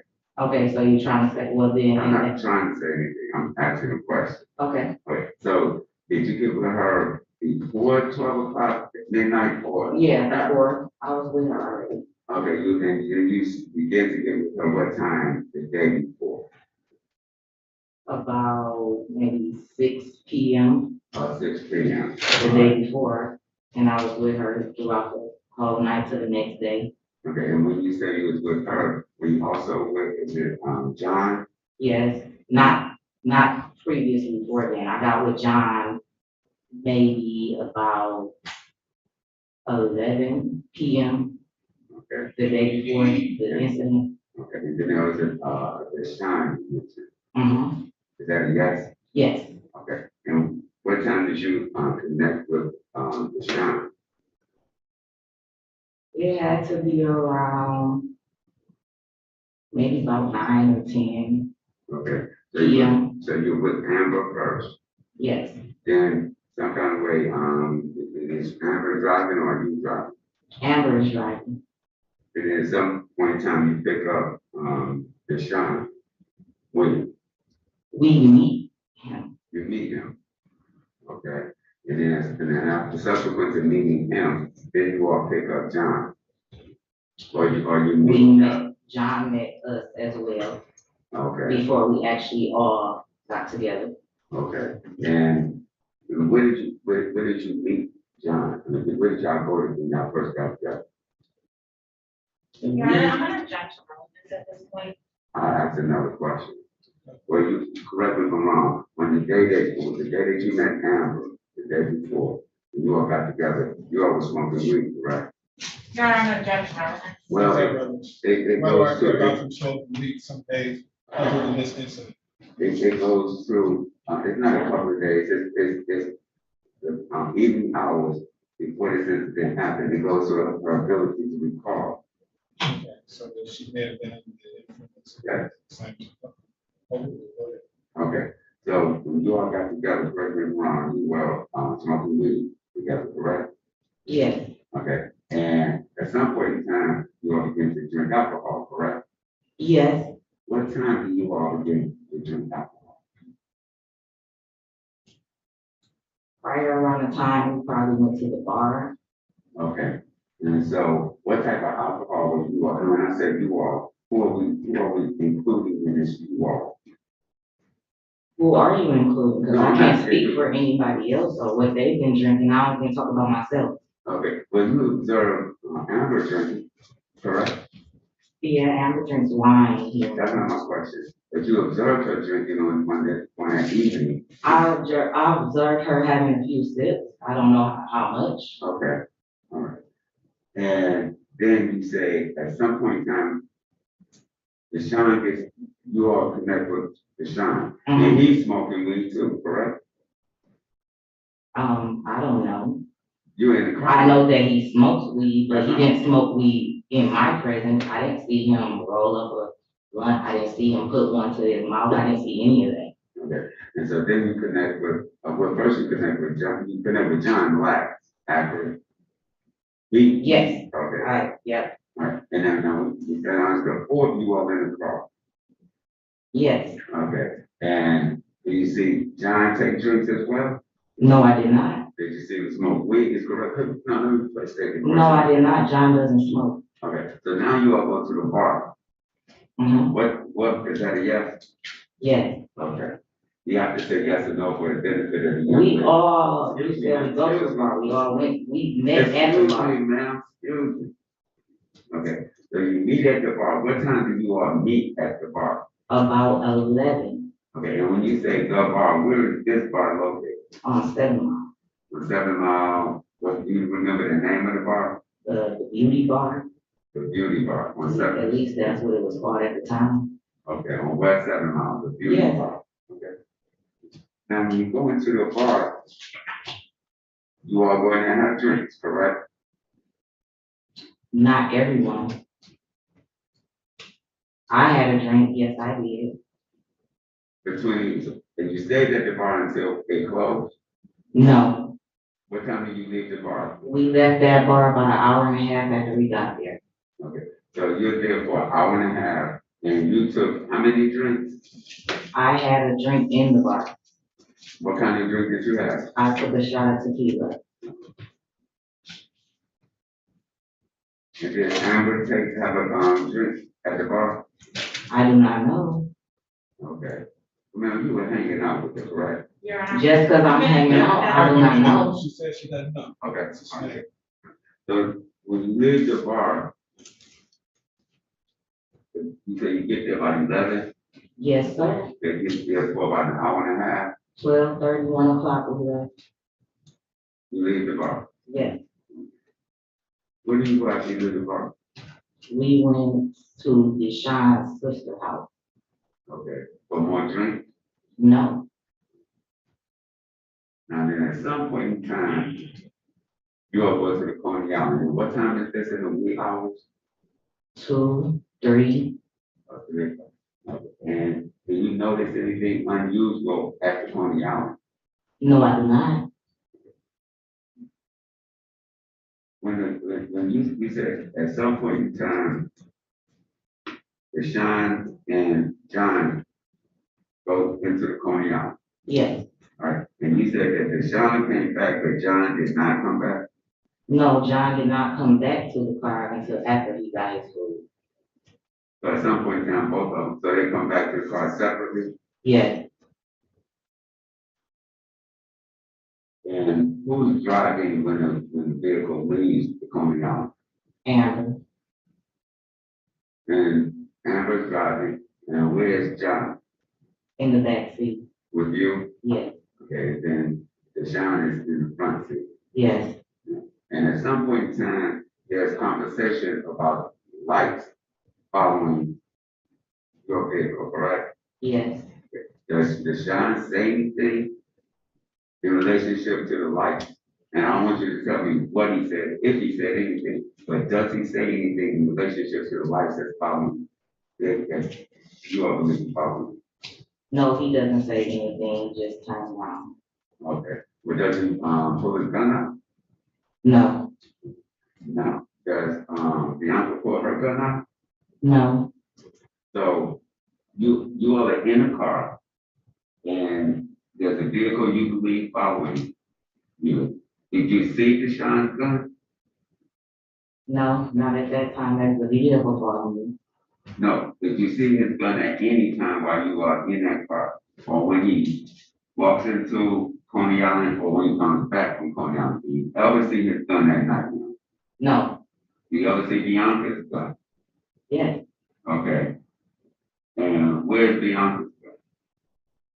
My gun was. Okay, I'm saying Yeah, I am. yeah. So yeah, my gun was in the vehicle. Okay. You have become fearful about the vehicle that's following? Not in the beginning. I didn't, that was that. Yes, I do. I do. Okay. Yes. And you're a CPL holder? Yeah, I object to the relevant question. How about one? And you're a CPL holder? No. Okay. So you have your gun on you. Where about on your person is the gun when you become fearful that this vehicle is following? In the armrest. In the armrest in the back seat? In the front seat. It's only one armrest. Well, it depends on what type of vehicle you're driving. I don't know. I said it was a Chevy Malibu. I still don't know now. Sorry, I don't drive the shirt. She said it's in the front armrest. Okay, so did you ever reach up and to get your gun once you become nervous about the vehicle following? No, I'm gonna object to ask and answer. He's already asked this witness if she pulled out a gun at any time. She's already stated she has not. I didn't ask that question. Yes, he's asked, did Bianca or John pull a gun? Mm-hmm. But he didn't realize it was Bianca at the time. You did ask that. Okay, if you became fearful that you were being followed by another vehicle, why did you not retrieve your weapon? I did not retrieve my weapon because I wasn't exactly sure. I was fearful because of a situation that happened with my cousin prior a couple of months before. But I just didn't take her word on it because to me, I felt like she may have been nervous due to the first situation. Okay, but did you not pull your weapon because your level of intoxication? No, that wasn't the case. Did you know, did you know that, that Deshaun had a weapon on him in that car? No, I didn't. You did. So once this vehicle, once you know that this vehicle is following you, what do you do? I turned around and paid attention to the vehicle before things escalated so they started shooting. When you say they started shooting, did you able to see who they were? I didn't see their exact face, I just know it was two males. 2 minutes. One was looked about the size of me, or maybe a little bit taller, and he was a dark skin. And I just knew that by him jumping out of the passenger seat when the shots rang off, we couldn't move. After that, no. So you were in the car, and the shots were fired Yes, into the vehicle that you were in? yes. And what side of the vehicle was the gun on? On the passenger The side? only time that I've seen, not actually seen visually, but just seen a person, which was in the front of the car, it wasn't on either side of the car. And then when the car crashed into the When you say gate, the car, what? the Malibu car that we were in. Okay. So the person that was firing into the vehicle was standing in front of the Malibu? Yes, that was when they tried to ram the front of the end of the car into the curb near the houses on Tiger. Okay, I just want to be clear on something. Mhm. You said a person that was firing into the Malibu was standing in front of the Malibu. He jumped out of it. Wait 1 second now. Just let me finish up. So you can understand my question, then you can just give me the answer. Okay. Okay, so there was a person firing into the Malibu. Mhm. Is that a yes? Yes, Okay, and that person was standing in front of the Malibu at the time that he was firing into the Malibu. yes, Okay.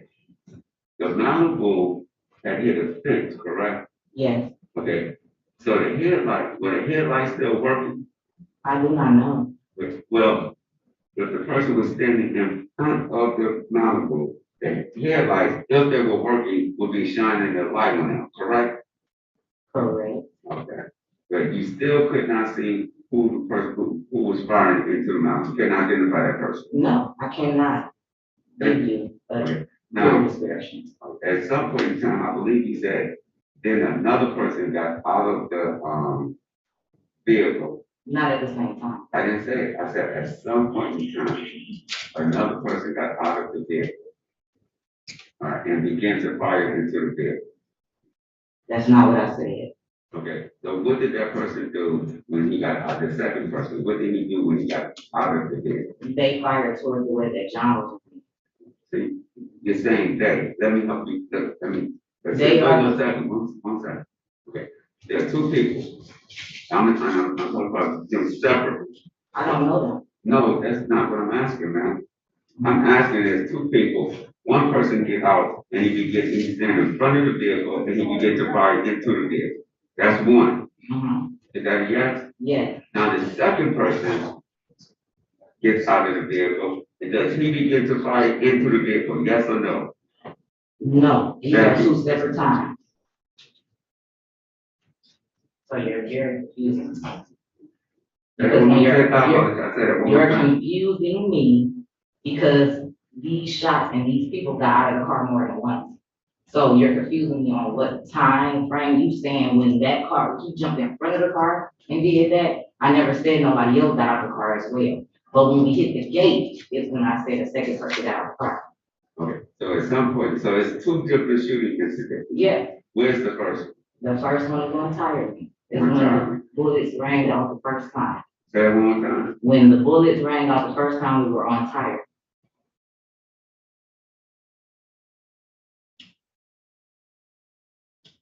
And then the second time would be when? Is when we hit the gate and could not go anywhere And that is what? on Westwood.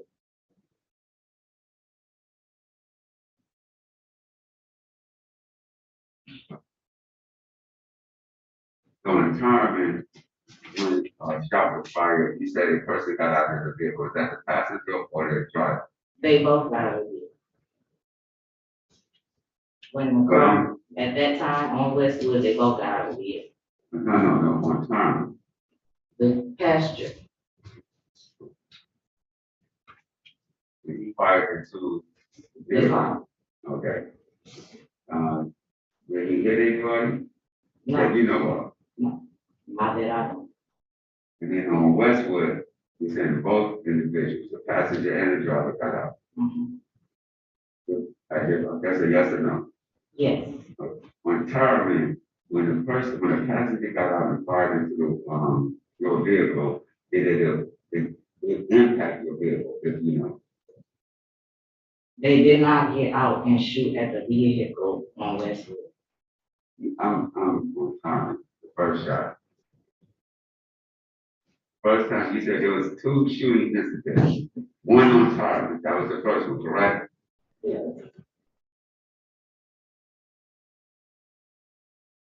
And my question is, and you said the passenger got out and shot into your vehicle, correct?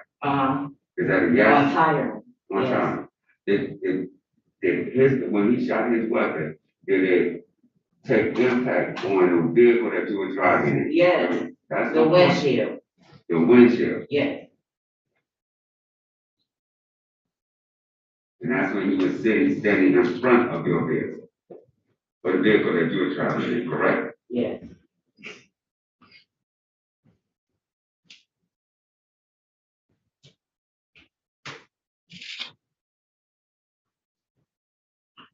Now, I'm on Westwood. On Westwood, you said both individuals got out of their vehicle. Your Honor, I'm not about to ask answers. I just want to get clarification and there's some confusion and I want the record to be clear. Go ahead.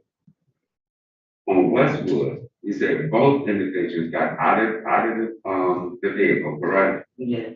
Right, and both of them fired into your vehicle, correct? That's not what I said. Okay, well, who fired into the vehicle? No one's fired into the vehicle on Westwood.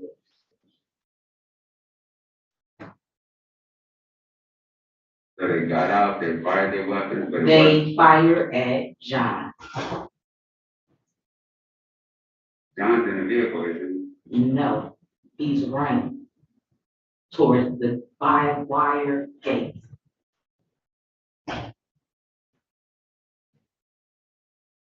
And this is the time that you were in the back seat and you laid down and laid there, correct? Yes.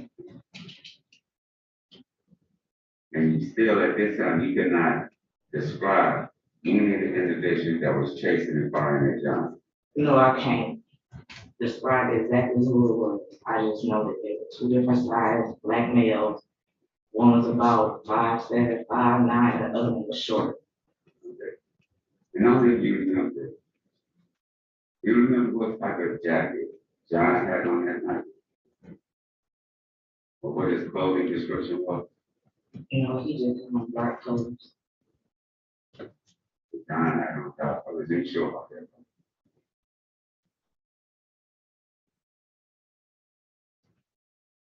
Correct? Yeah. Do you think that the level of being under the influence may impact what you're able or not able to remember from that night? No. Okay, thank you. No further questions. Yes. Ma'am, good afternoon to you. Ma'am, I'm gonna try to do my best not to be redundant and ask you questions you've already answered, okay? If I ask you something you don't understand, just let me know and I'll try to ask you as direct questions as I can as possible, all right? Okay. All right. There was a particular point in time where you were in a Chevy Malibu, is that correct? Yes. Okay, as far as you know, there was at least one firearm that was inside of that vehicle, the Malibu, correct? Yes. Okay. Who had control of the firearm in that particular night? That was my firearm. And in relationship to that, were you having someone else hold it, or did you want it to be close to someone else, or did you put it in the center console? I put it in. Okay. What was the reason for putting it specifically in the center? Because before that, my cousin had a situation where she got shot. So you were carrying the weapon with you for purposes of protection? Yes. And you were conscious about something that had happened to your cousin who was also with you, right? Yeah. That was on your mind and that was prevalent as these events were unfolding. Fair? Yes. Okay. Now, you testified on direct or on cross-examination with Mr. Tuttles that you believe that this incident happened around 3 in the morning. Is that fair to say? Yeah, I don't know. 2 a.m. It was kind of like early morning, but like late. Could have been a little later than that. I'm not specifically sure the time frame. So as far as you know, the Coney Island visit would have been after the club or after the bar, Yes, correct? it was. Okay. And you went to one bar or more? We went to that one bar. We attempted to go to another one before car play. Okay. So the Malibu had a flat tire on that particular night? It had a donut.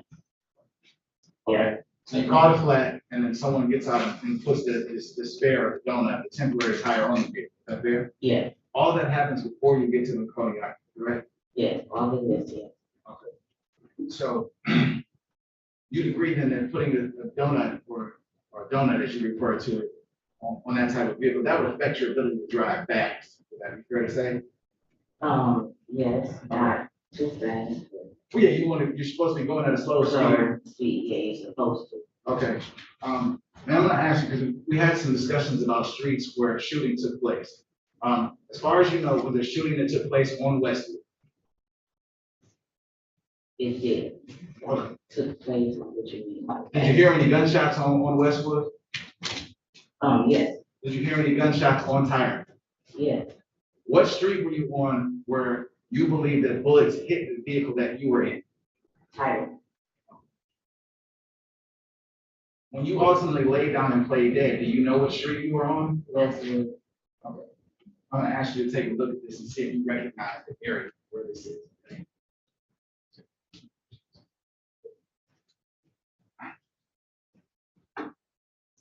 Now, does this area look familiar to you?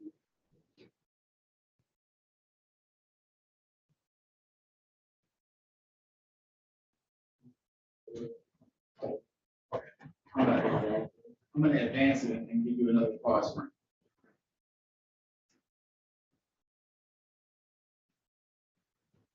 Does this look like the vehicle that you were in on that particular night? Yes. Chevy, like an Okay. Now you recognize that before I showed you the Malibu scene, that this is the same area, surrounding area that you were looked at, it just didn't have any cars, correct? Is that a fair statement that I just made? Okay. But it wasn't, your memory is not jogged until you actually see the white Malibu in the frame, is that correct? So the surroundings of itself, that doesn't really look familiar to you, is that fair? Yeah, yes, that's fair. I didn't look at surrounding areas. Okay, so and you identified this street to be what street? Okay, that was the street that we were on. Okay, when you say the event, we're talking about individuals getting out of the car and running. Right. Yeah. So, as far as you know, there's no crash that takes place on Westwood, correct? No crash? Between the two vehicles, the two vehicles? No, they didn't crash on Westwood. Okay, what street were you on when the two vehicles collided with one another? Tyre. Okay, and Tyreman, that collision happened before you got to Westwood, the vehicles came to a stop. Yeah. Okay. When you laid down and you were playing dead, were you facing up or facing down? I'm facing down. Okay, when we're talking about facing down, you're looking at the ground in the Malibu, correct? Yes, at that point. And that would prevent you from being able to see out of the windows, correct? Yes. So at this particular point in time, you don't know who's firing outside the car because you're looking down, correct? Correct. I don't know. Yes. The individuals that you were in the car with, they all got out, correct? Correct. Okay, so it's entirely possible that the individuals that you were with also could have been firing guns, correct? You just don't know. Correct. Okay. Now, With Mr. Tuttles, you indicated that what you could tell, that one of the individuals was taller than the other, is that correct? Yeah, And that they appeared to be about 5'7" or 5'9", correct? The taller individual. the taller individual. And, okay, and then the shorter individual would be 5'7" or shorter, in your opinion? Probably would be short. Okay, so if you're facing down, your face is looking down, at what point would you have gotten a look at who was taller between the two? What street were you? Westwood. Okay, but the still frame that I just showed you, the freeze frame picture, you identified that street as being Westwood, correct? I don't know exactly the outside part. Does it look familiar?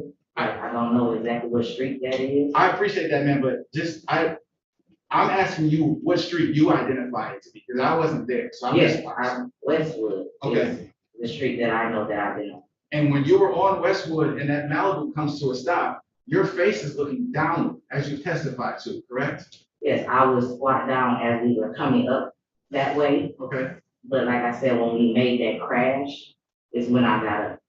When we hit the gate on Westwood at the dead end, is when I got up. I attempted to try to run, like I said, but my ankle was broke. I have a plate. I get that. I guess what I'm focusing in on, man, is at what point you would have seen any individuals that had a height discrepancy if your face was looking down. That's what I would like for you to please clarify. Okay, so at that moment, when that happened, before I played dead, I tried to attempt to get out of the car. At that time, John was the only individual at the car with me. And he was trying to get me to go with him. At that point, at the corner to the right is when I see the headlights flying up this way. They came and kind of like up the street, kind of like, I wanna say at that moment, it's like a open, like kind of like a circle, like a little bigger at the end of the street where the gate is. Okay. And the houses sit. And when they were coming, they pulled up and slid to the left side. Soon as they slid, the passenger jumped out of the car, but at this time, John took off towards the barbed wire gate. When he ran towards the barbed wire gate, is when I seen both of those guys jump out. And one of them was taller than the other one, is what I seen. But the passenger stood taller as the driver ran out a little further ahead of him over the hood of the car. Okay. Is how I kind of, just slightly looked over or so, but I knew that they were running that way, and that was the way that John had just took off. When you say running that way, is that in front of the car or to the, or on They the ran, passenger when they side? jumped out, they ran straight ahead in front of their car towards the gate. Okay. At that particular point, did you see either of those two individuals with guns? I just seen a light, two lights, that was it. So I knew they was firing that way. I turned back around and just dropped. I didn't see anything else after that. Right, but when you say I knew they were firing, right? You're referring to two individuals. Two individuals coming out of an SUV running towards the barbed wire gates. Okay, now you have some familiarity with guns, correct? Not really, I just had started off like after that incident with my cousin. Okay, all right. And you're certain that you believe that there were two shooters firing weapons? Not the first time on Tyron, but the second time, yes. My focus is on Westwood, on Westwood, yes. Okay. Too. And you believe that you observed this based upon the lights, the muzzle flash, would that be fair to Yes. say? Yes. Okay, then those individuals come back towards you, and that's when you play dead, is that correct? That's your testimony? Before they came back towards me, when they took off running, those first shots fired, I just turned and just laid there. Like, so I really wasn't out of the car, like my feet were outside of the car, and I was just out like this. Okay. Now, ma'am, if I were to tell you that there's video surveillance in Coney Island that shows the Chevy Malibu being there just before 6 o'clock in the morning, would you change your testimony about what time you believe that you were there? No, I wouldn't, because like I said, I wasn't exactly sure around the time. I know that it was like after like a 2-3-ish period.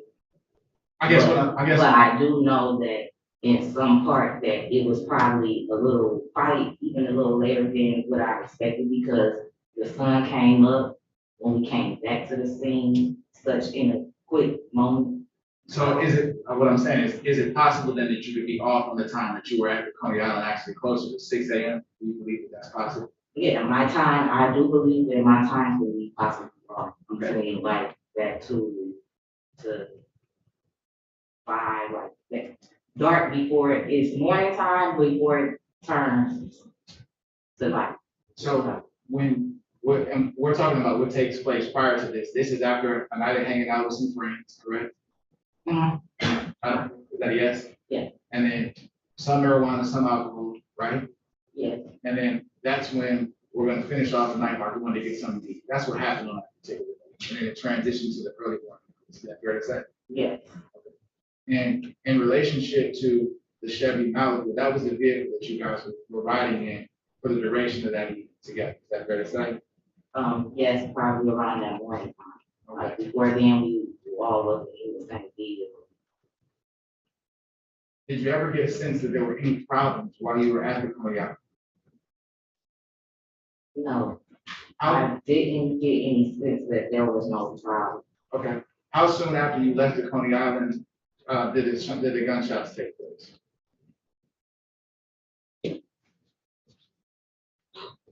Can't give her the right time. Well, I'm asking in proximity, like, was it a matter of minutes? Was it an hour later? It wasn't no hour later. The shots fired off maybe probably within a 15-minute period after leaving the Coney Island. Cause we went down a few blocks, but they were still in the same facility where we were trying to go back to. Well, at some particular point in time, did the police respond to where you were hiding in the car? Where you played dead at some particular point in time, did the police respond to that location? Yes, I believe that they did, but I left that area and came back.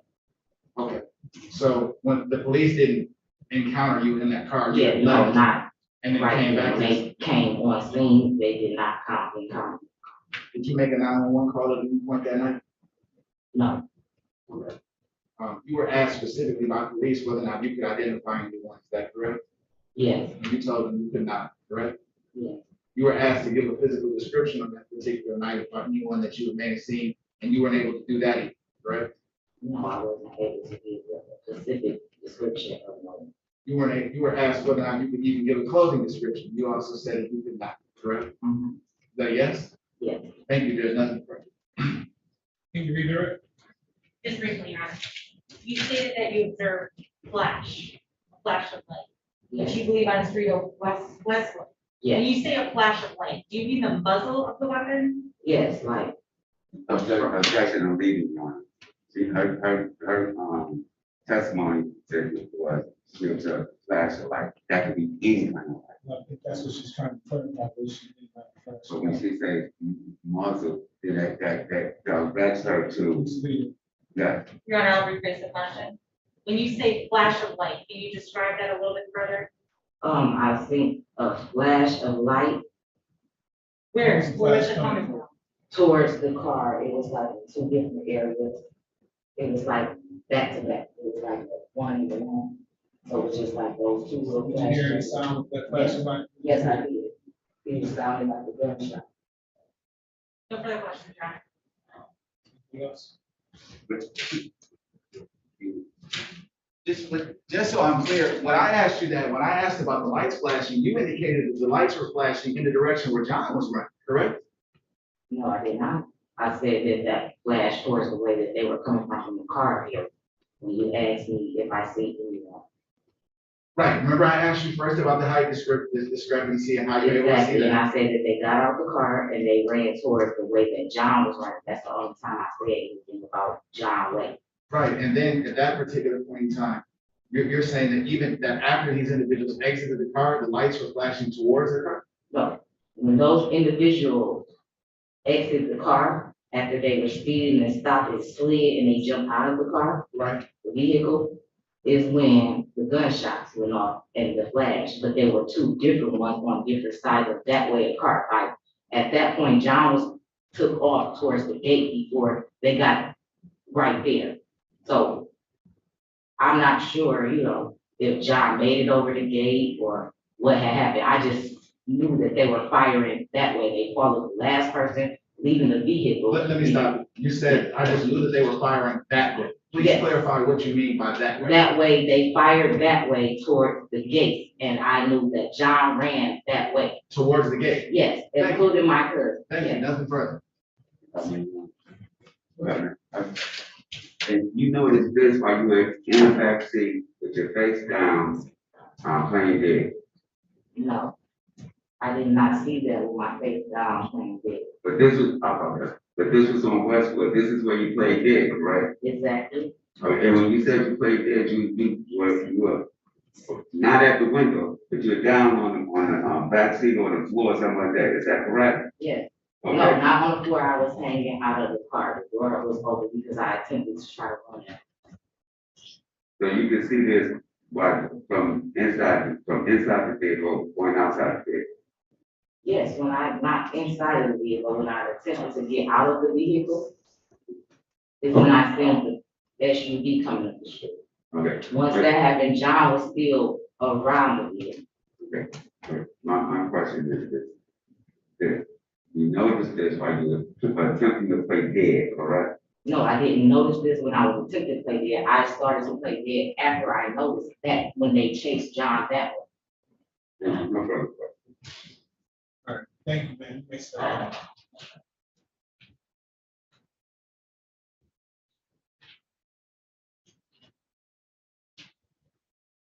Any other witnesses? Yes, Your Honor. Yes, Your Honor. But before, Your Honor, at this time, people would move, 200 People's Exhibit 4 by way of stipulation from both defense counsels. The compilation video, Your Honor, that both defense counsels have stipulated to. Okay, that's fine. Yes. Admitted? And then, Your Honor, at this point, I would publish. Okay.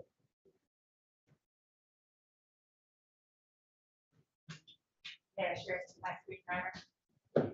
Thanks. It looks like you did, but I.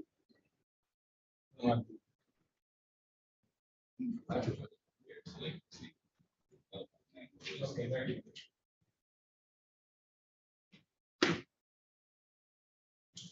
Now we admitted to the Zoom, otherwise our clients are not gonna be able to see the video. That's you on the iPhone? No, I'm about to get on that. Oh.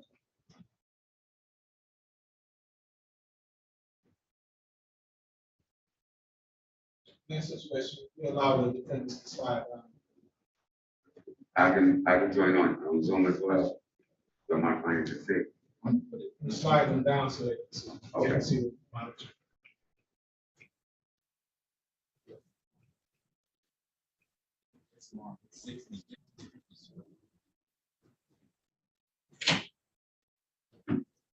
They may not be able to see it. They may not be able to see it.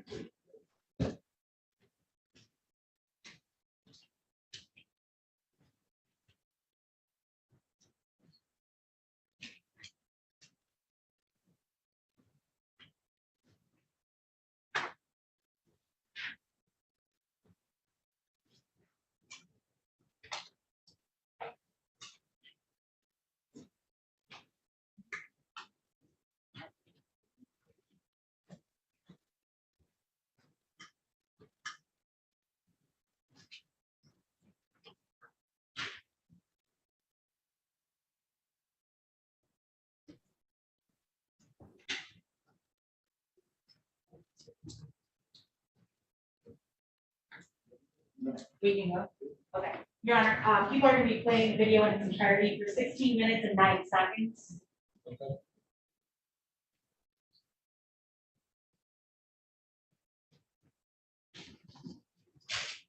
I didn't step up for 1 second, Judge. The video can continue to play. I just need to do that. Yeah, I've seen it 1,000 times. All right.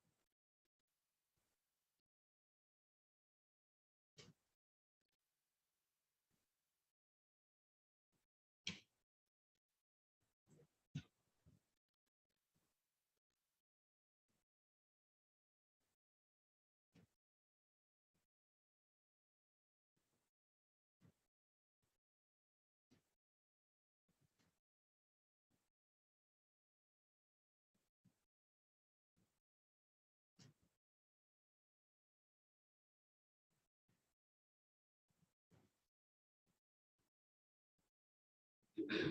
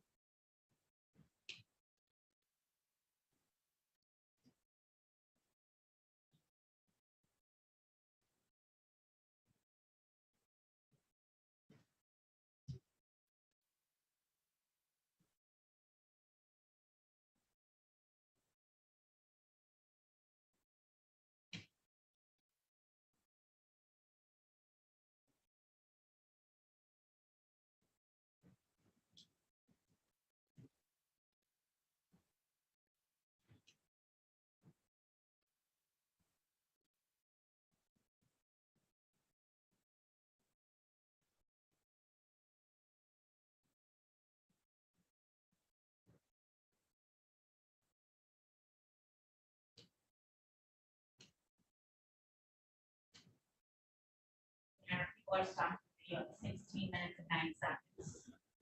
Okay. Your Honor, just to give notice of the court, I have 5 more witnesses, but they're police officers, and I do not anticipate their testimony is going to take long.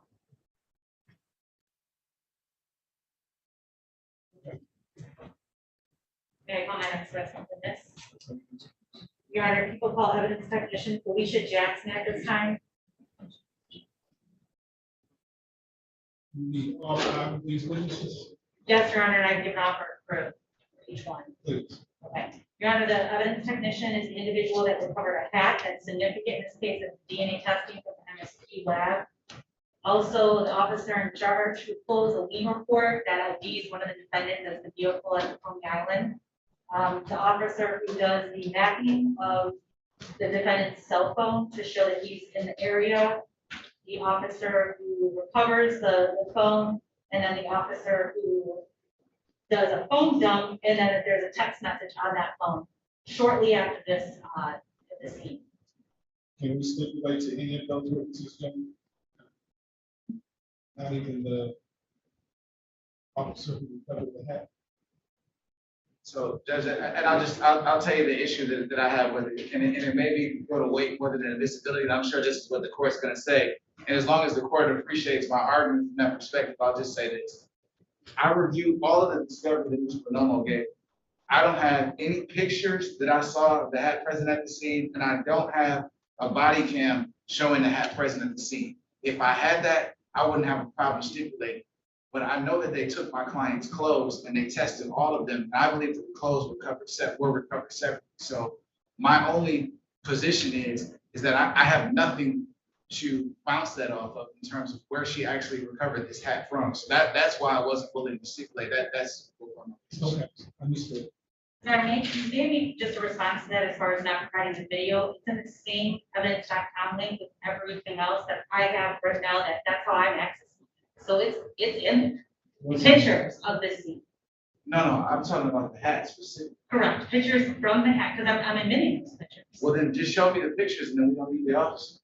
But I do need the officer because I needed to testify about what she observes about the Malibu vehicle, the bullets in the vehicle, and then the shell casings recovered from 2 different locations. Okay. I mean, we can stick to the individuals, the experts. I was going to qualify an experts, maybe both right, we have CVs, we can skip that out. I don't do the CVs. I was stipulating it. Although we've had huge breaks in our morning docket today, I had big gaps in staff still hasn't had much. That's why it's very extreme. Right, well, we have to come back to deal with the material witness. When they're going to put the thing on. Still need to get his done. If we don't, then we'll be looking at multiple days after today. Especially my officer who's on Zoom because he's around the country. Okay, what officer is that? That should be the officer we call next. No, Your Honor, well, it's to be put in order. No, he would be second to last. But again, Your Honor, I don't know if think. we're gonna get to, you might want to call him out of order just to make sure that you get that testimony in. That's okay, Your Honor. Is he on the iPhone? Or was that Bob Ross? Thanks, Jason. Conti. No, Officer Tanti, he's on the iPhone. Officer Tanti, are you here?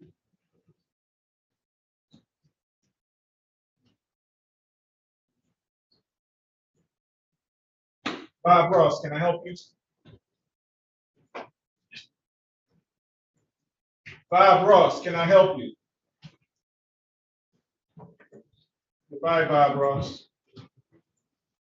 Person on the iPhone.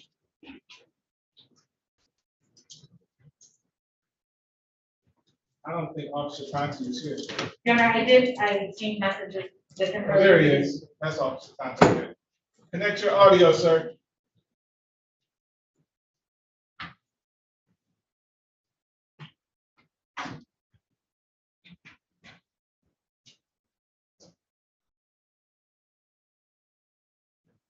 He's connected. All right, sir, tell us your name and spell it for us. Jason Tonti, Tonti. Common spelling for Jason. Yes, sir. I'm sorry. Jason. Please raise your right hand. You swear or affirm to tell the truth, the whole truth, and nothing but the truth to help you God? I do. Thank you. Begin when you're ready. Thank you. Officer Tanti, were you employed on October 13th of 2020? First, let's get your name for the record. Yes, I was. Tell us your name for the record, sir. Jason Tonti. Okay. And where were you employed at on that date? Detroit Police Department, 6th Precinct. And in what capacity? I was a police officer working in full uniform and semi-marked scout car. And did your duty take you at or near? I apologize, Your Honor. Can you officer, can you sit still? Whatever he's doing, I don't know what he's doing, where he is. We can't drive and be on Zoom, we can't walk around and be on Zoom. Can you guys send the sit still, please? What's your objection? Mr. Tanti, it is a little bit distraction with all the bouncing around. Could you be still for us a little bit while you're testifying? I will, Your Honor. I apologize. I'm helping a friend out here right now, so I'm okay now, though. Okay. Officer Tanti, did your duties take you at or near 13 Mile Road in Southfield? I did. And what brought you to that location? I was assisting our violent crimes task force in the arrest of an individual. What was that individual's name?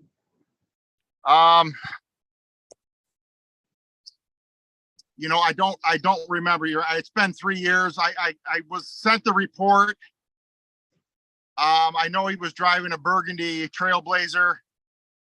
I don't remember the name. I apologize. Would reviewing your report that was sent to you refresh your recollection? Yes, if I could. Yes, or rather, may the witness. Yes. Okay. Just one moment.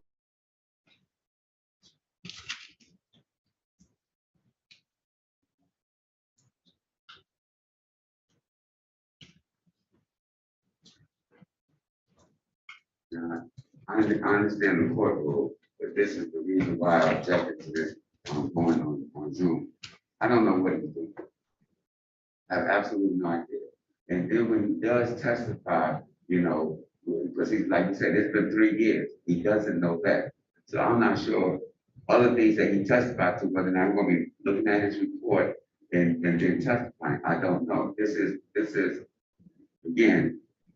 This is the beginning of insufficient,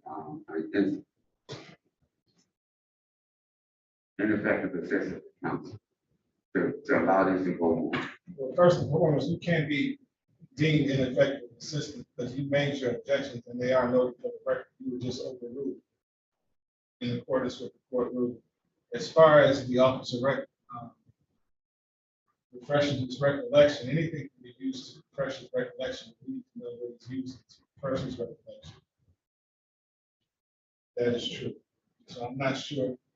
I suspect that he's probably has something in his phone, and that's why he cut off his camera, but looking at his phone this time. I suspect, I'm not sure, but we'll find out.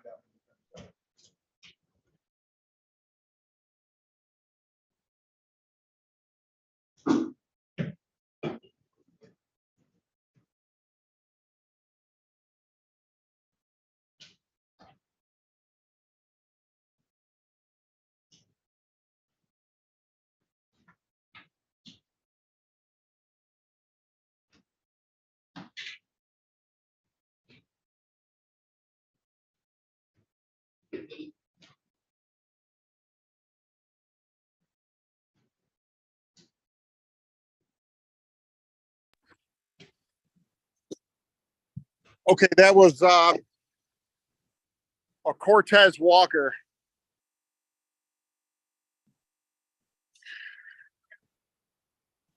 Can you Officer, start your audio and your video again, sir?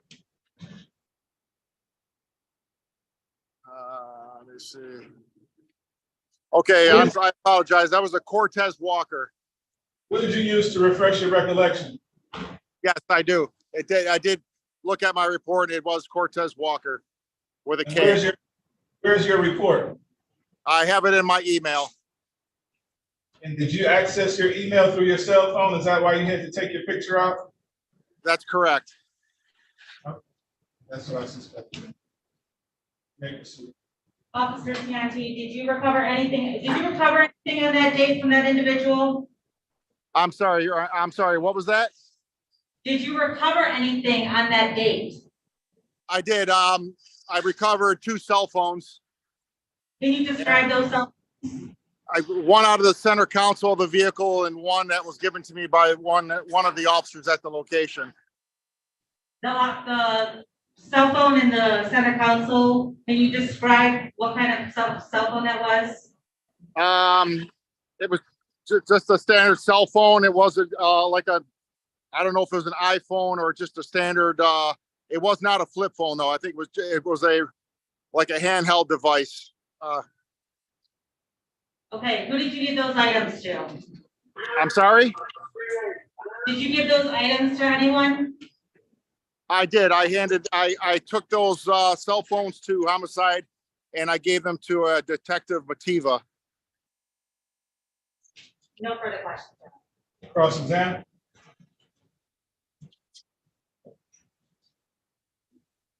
Good afternoon, officer. Good morning. Good afternoon. Okay, good afternoon where you are. I'm sorry? Good afternoon where you are. Yes, it is. Right now it is. Okay, thank you. And do you have a description of this Cortez Walker person? I'm sorry, can you repeat that? Do you have a description of this Cortez Walker? No, I don't. I just know it was the name that was given to me at that location, a black male. I don't recall anything else on his age or date of birth. Again, it's been almost 2.5 years. Okay. And you took this person into custody? Yes, he was already detained. I just placed a set of my handcuffs on him and put him in my car and conveyed him to our DDC. Thank you. No further questions. Wait one second. Mr. Tanti, good afternoon. I'm sorry, go again? Officer Tanti, did this person that you arrested, did you have a warrant for his arrest? I did not see a warrant. I was going by information that was given to me by the Violent Crimes Task Force. I appreciate that. My question only is, did you have a warrant, yes or no, for Mr. Walker's arrest? No, I did not personally, no. Thank you. Nothing further. All right, can you redirect? No, Your Honor. Thank you, Officer Tanti. Enjoy the rest of your stay, wherever you are. Okay, thank you, Your Honor. I apologize about all this. You're all set, sir. Thank you. All right. Okay. Mr. Nolan? Your Honor, this time people call John Mativa.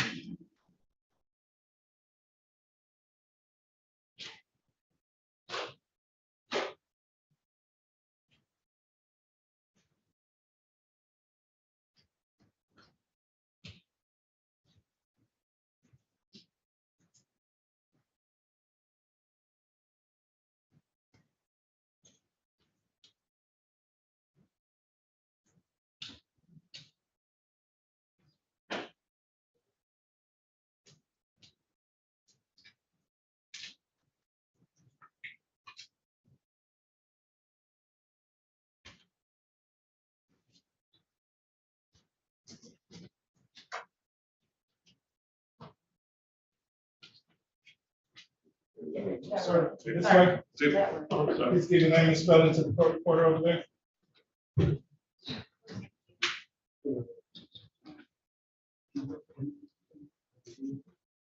Please raise your right hand. You swear or affirm to tell the truth, the whole truth, and nothing but the truth, so help you God? Yes, Your Honor. Thank you, sir. Please have a seat in this box. You may begin when you're ready. Thank you, Your Honor. Can you please restate your name again for the record? John Matiba, And where are you currently employed at? City of Detroit, Detroit Police. In what capacity? I'm a detective at Commercial Auto Theft. What was your role in this investigation? I was the officer in charge of a homicide investigation. Did you review video in this investigation? Yes, What was the video from? multiple videos. One was at a Coney Island on West Warren. Okay, and is that video from October 4th of 2020? Yes, And when you watched this, observed this video, did you do any further investigation? yes, I ran a lean check on a vehicle that was in, that was part of it. What was the, what did the vehicle look like? It was a black GMC Terrain. Okay, and what, if any, information did you obtain from that? I observed the license plate number, ran that plate number through lean, found out the registered owner, Okay, who is the registered owner? Cortez. I'm sorry, Cortez Hicks. Okay.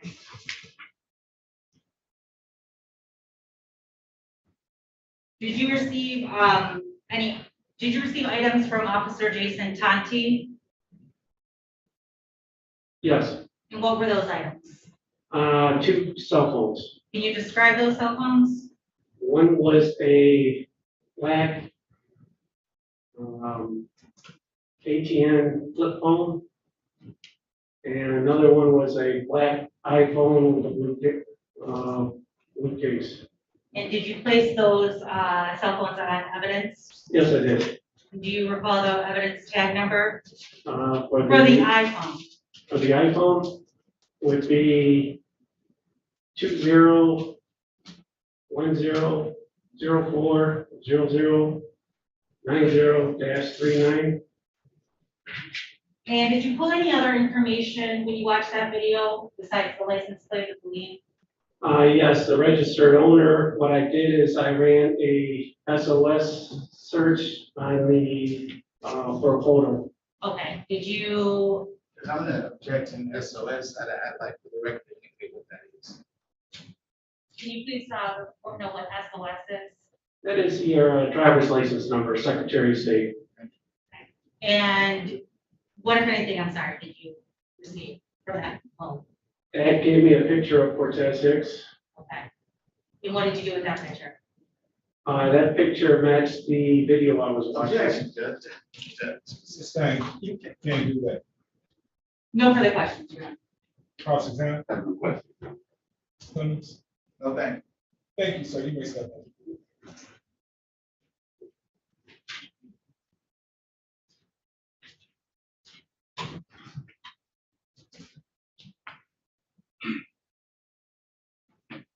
So, Mr. Bonomo, did you have the picture that Officer Tanti, not Tanti, but what's his name? I'm sorry. Antigua? Antigua, did you have a picture that you got from the Secretary of State? No, Your Honor. Okay. Next witness. Your Honor, at this time, people call evidence technician Felicia Jackson.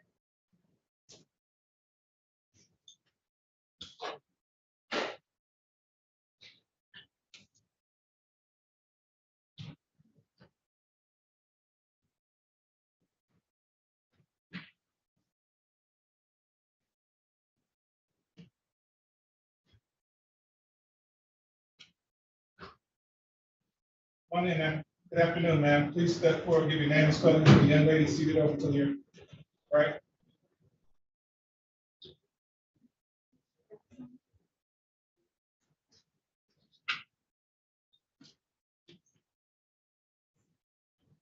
Please raise your right hand.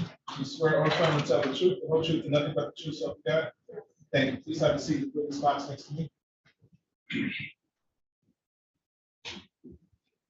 Maybe you're ready. Thank you. Can you please restate your name again for the record?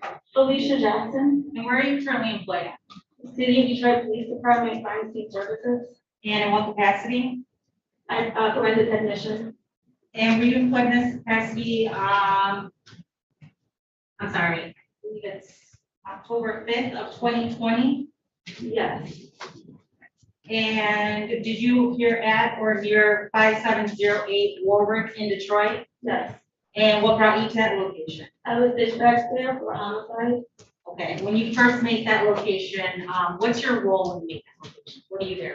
When I initially get to the location, I contact whoever officer is there on the scene to get preliminary information for what I got, to make sure all the information matches.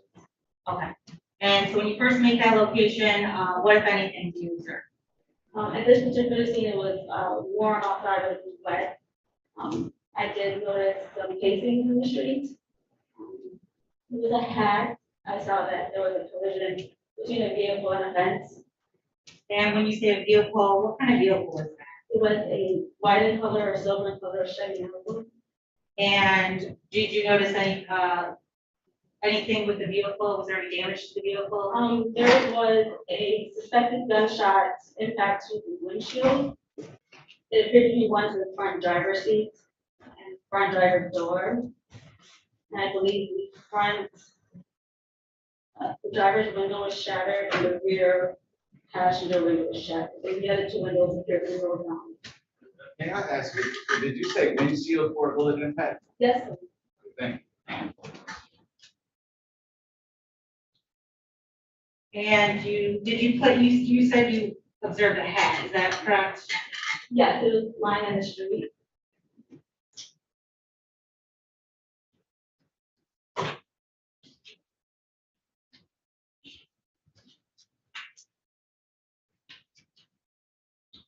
Your Honor, may I approach?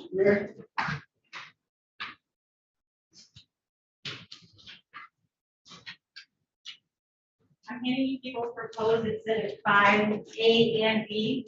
Can you take a look at those photos, please? Do those photos look familiar to you? Yes. How do those photos look familiar? I took these photos at the scene.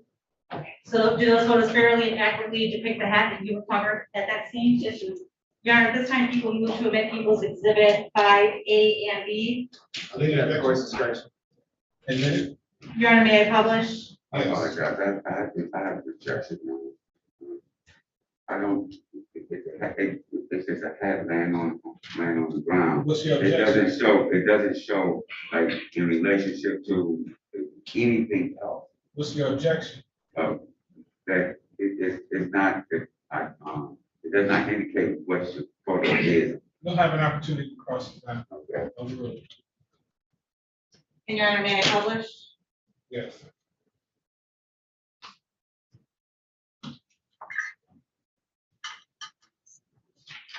Did you place this hat on evidence? Yes. Did you place any other hat on evidence? No. Did you locate a victim at the scene? Yes. And where was that victim located at? There is a fence where the lab house is on the left and a fence to where, separates the residential area of a large apartment building. And he was located right in the corner of those two fences. Did you make any observations of this individual? I was face down, I believe his hand was slightly wrapped around a tree branch. Once the medical examiner arrived, we were able to actually move him. I did observe what appeared to be, I believe, 3 suspected gunshot wounds. Okay. And then did you make a second location to collect evidence? Yes, ma'am. Where was that location at? That was north of the original location, it was Tireman Warwick. And what, if anything, did you collect from that location? I collected 4 shell casings. Nothing further, Your Honor. Cross examine. Good afternoon. Good afternoon. I just have a couple of questions. When you said, as it relates to the weather, it was wet and it was warm. Yes, sir. Okay. Prior to you coming onto that scene, do you know how long that had been on that street? No, sir. And did you take a photograph of that had in relationship to the things that was run, like a car, a house, the curb. Yes, sir. You took that, a picture of that? I took multiple photos of general photos of the scene, yes. Okay. Do you agree with me that what we have here, people, exhibit doesn't show the area? You agree with me? It does not show the area, just the placard. Now, how is that I have a picture, now, approach on, I have two pictures. One is, Yes, sir. one is one is a hat where the top of the hat is upward. Correct. Okay, and one is up the hat where the top of the hat is downward on the ground. Correct. Which position was the hat in you first? I believe the hat was, topward, but I don't recall, I have not viewed photos recently. But we always, if I may, we flip things over to see there's a size, so that's why I would have flipped it over. So you don't know which one came first, whether it was up there, top of the hat was up or top of the hat was down. You don't know. Without see, I believe the hat was down, but without seeing the photos, I can't say. And you said it was wet. When you said it was wet, that's wet as if it had been raining. Yes, sir. Was it raining when you came onto the scene? It was very light rain, I believe it just stopped. So it had been raining Yes, sir. before you came onto the scene. Yes. All right. Now, I know you're evidence tech. Are you a forensic technician as well? Yes, sir. Okay. Would you agree with me that an item that's subjected to elements like rain could change or alter being that? From what I'm told, it is possible. I am not an expert in DMV. Okay, thanks. No further questions. Ma'am, good afternoon to you. Yes, Now, you indicated that you also recovered some firearms evidence, is that correct? sir. Okay, what caliber of firearm evidence did you recover? At the original location, they were 45 calibers. At the second location, they were 40 calibers. 40 calibers? Yeah. And in your training and experience, that would indicate to you that there was one handgun fired at one location and another handgun fired at another location, correct? Yes, sir. Where were the 45 caliber shell casings located? They were located in the street just north of the Chevy Malibu, not too far from the Hathaway Street. Okay, so the 45 caliber shell casings were in the same proximity where the Chevy Malibu was, correct? Yes, Okay. And the 40 caliber shell casings were located on what street? on Tyreman, just east of Warwick. And that's not where the Chevy Malibu was, correct? That's correct. So as far as you know, from your investigation, there was only one type of caliber that would suggest that a gun was fired on Warwick Street. Is that correct? At the first location? Yeah. Yes, from just what I recovered. That's all I found. Oh, okay. Let me ask you, the first location was time. It is. That's what I was getting ready to clarify. When you talk about locations, you're talking about location order that you went to. Is that correct? Yes, sir. Okay. For the purpose of the court, can we clarify the 45 caliber shell casings are where the Chevy Malibu was, correct? Yes, sir. There's no 40 caliber shell casings where the Chevy Malibu is that you recovered, right? That's correct. That would suggest or be consistent with one shooter, correct? Your Honor, I'm gonna object to speculating on how many shooters there are because the shell casings that she recovered too at a scene. But you can just testify as to what was recovered, where. You can't tell us how many, or suggest how many shooters there were. I guess Unless you're able to tell us they were the exact same caliber from the exact same weapon. And I guess my question would be whether or not 45 caliber shell casings are consistent with one shooter. That's what I'm Not getting. consistent with one shooter, but can a 45 caliber ammunition be fired from a 40 caliber gun?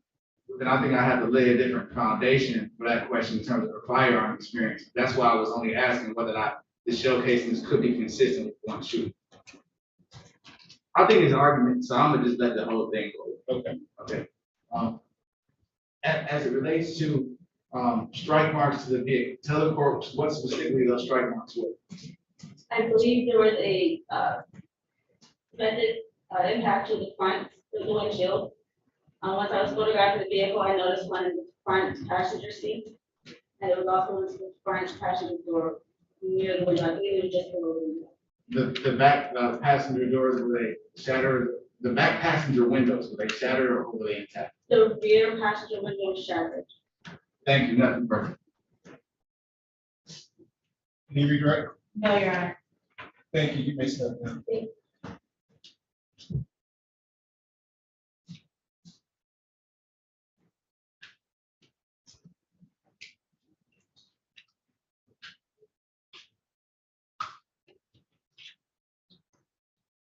Down to the last two. Two. All right. Your Honor, this time people call Sergeant Melanie O'Rourke.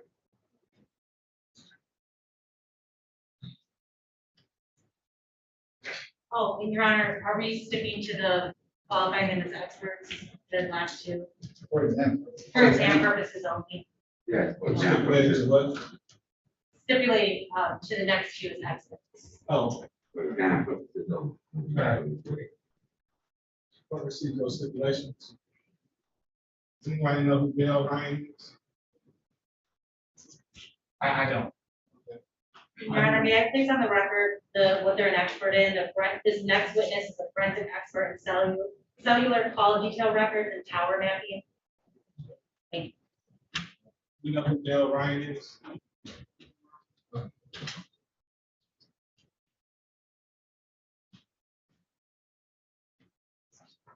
Please give your name and spelling to the young lady over there.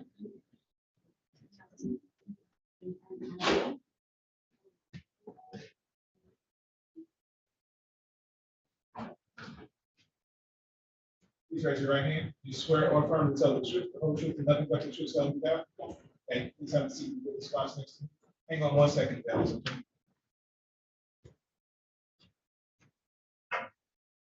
Bob Ross, connect your audio and your video.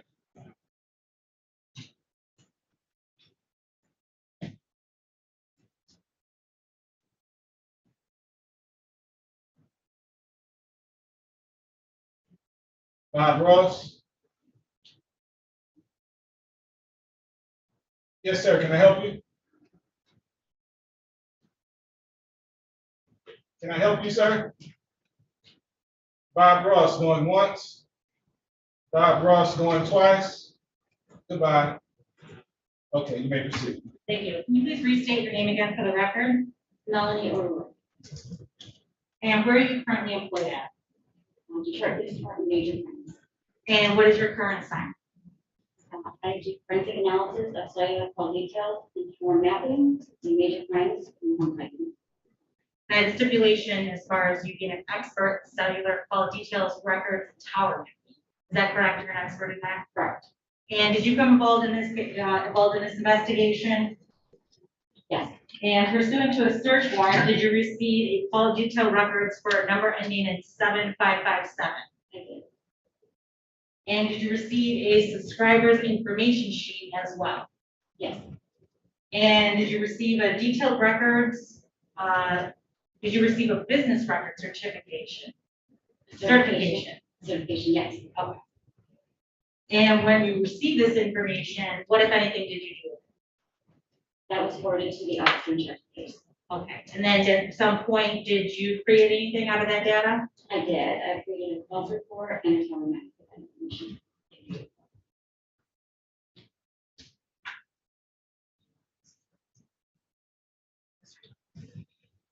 Your Honor, may I approach? You may. Handing you people's proposed exhibit 6A through E. Can you take a look at each of those documents?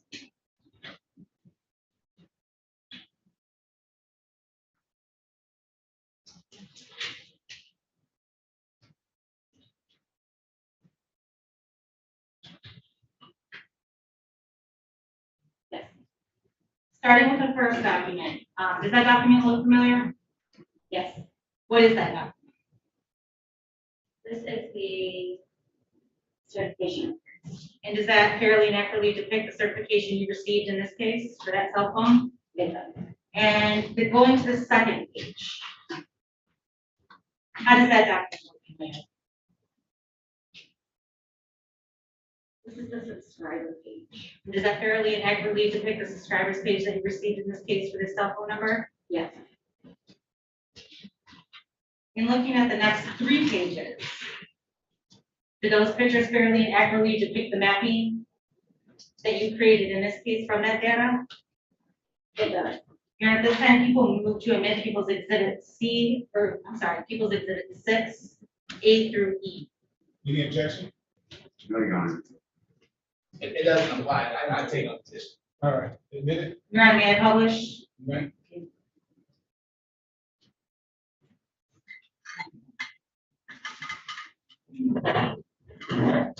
I want to look at People's Exhibit 6B, which is the second document. Is there a subscriber's name on this document?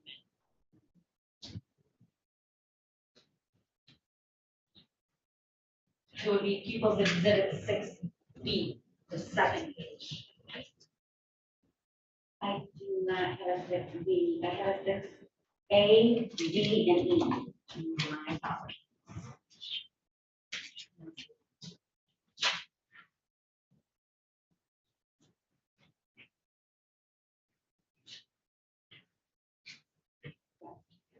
Oh. On the page that you're looking at, People's Exhibit 6B. Yes, Is there a subscriber's name on there? there is. What's that individual's name listed? Robert De Niro. Is there an account name? There is. And what's that account name? Cortez Hicks. And is there a phone model on this? There is. Okay, what's that phone model? That's going to be an iPhone 11 Pro Max. Okay. And the phone number. Is there a phone number, the full phone number listed, but is it ending in 7557 without stating what that number is? Yes. Turning to the next page, that's People's Exhibit 6C. Can you tell the court what we're looking at here?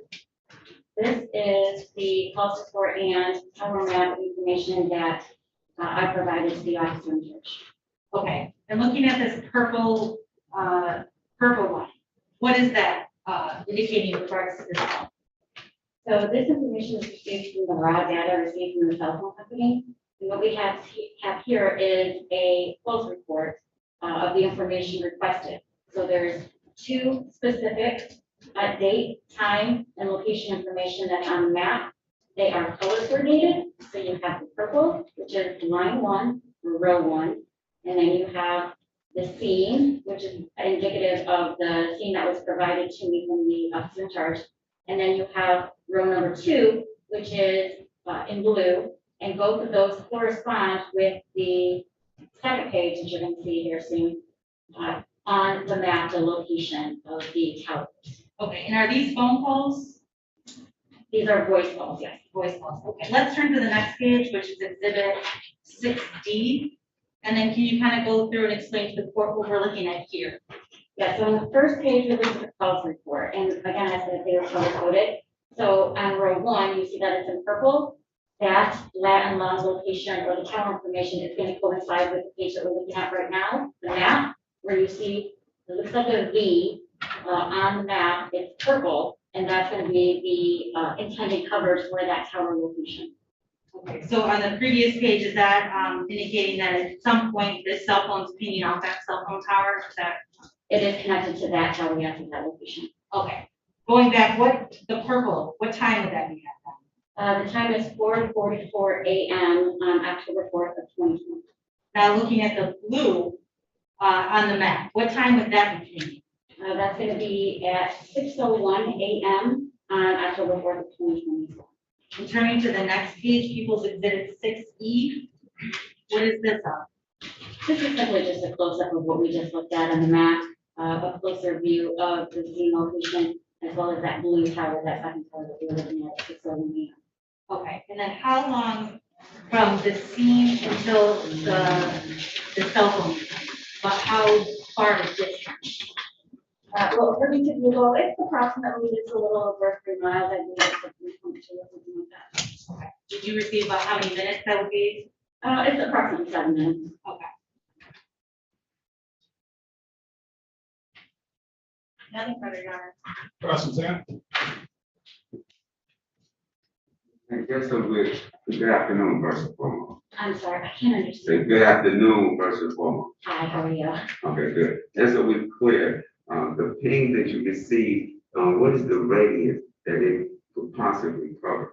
So we do a degree, and generally it's about 120 degrees, can be a third of a circle. And then we also do all the way up to about a mile. That's going to be your average here in the city of Detroit. Okay, and there are different things that can affect where a cell phone may ping, is that correct? Absolutely. And weather is one of them. Could be weather. Okay, and it could be the strength of any cell tower at any given time, correct? Yes. Okay, so we're clear, what you've given us does not give us a pinpoint to where a person was located when the phone was pinged, is that accurate? Correct. Okay, and obviously, it doesn't tell you who used the phone, correct? No, it doesn't say It that. doesn't tell you who was in possession of it or anything like that, it doesn't tell you anything like that, correct? Correct. All right, thank you, no further questions. I have one other question. At the time, when you did this analysis, were you given a weather report of what was going on at the time that you, did your analysis? No. You were not? No. Okay. And no further questions. Ma'am, you created this exhibit, correct? I did. And you'd agree that you did tower mapping based within the exhibit, is that fair to say? I don't understand the question. The Bs that you refer to? Yes. They represent the area coverage, correct? Correct. And in this particular case, neither one of the Bs that you placed in the exhibit cover the scene, correct? Correct. So that means that the handset that you attributed to Mr. Hicks doesn't actually place his handset at the scene, right? Can you rephrase that? Okay, based on your exhibit, right? Yes. You At have- that exact date and time, it was hitting that tower with that intended coverage. And That's neither, all that represents. and neither one of those towers cover the scene, right? Let me see.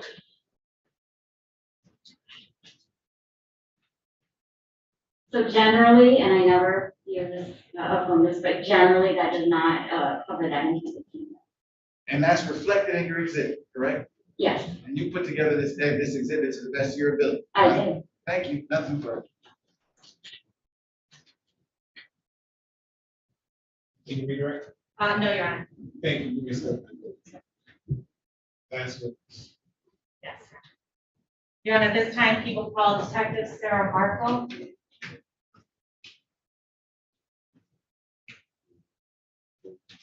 Pardon me.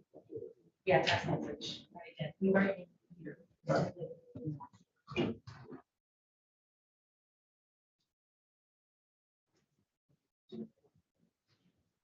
Before Ms. Markle takes the stand, I want to place an objection on the record. And it might not be something that the court would deal with, and I'm sure Mr. Tuttle's joined the objection too.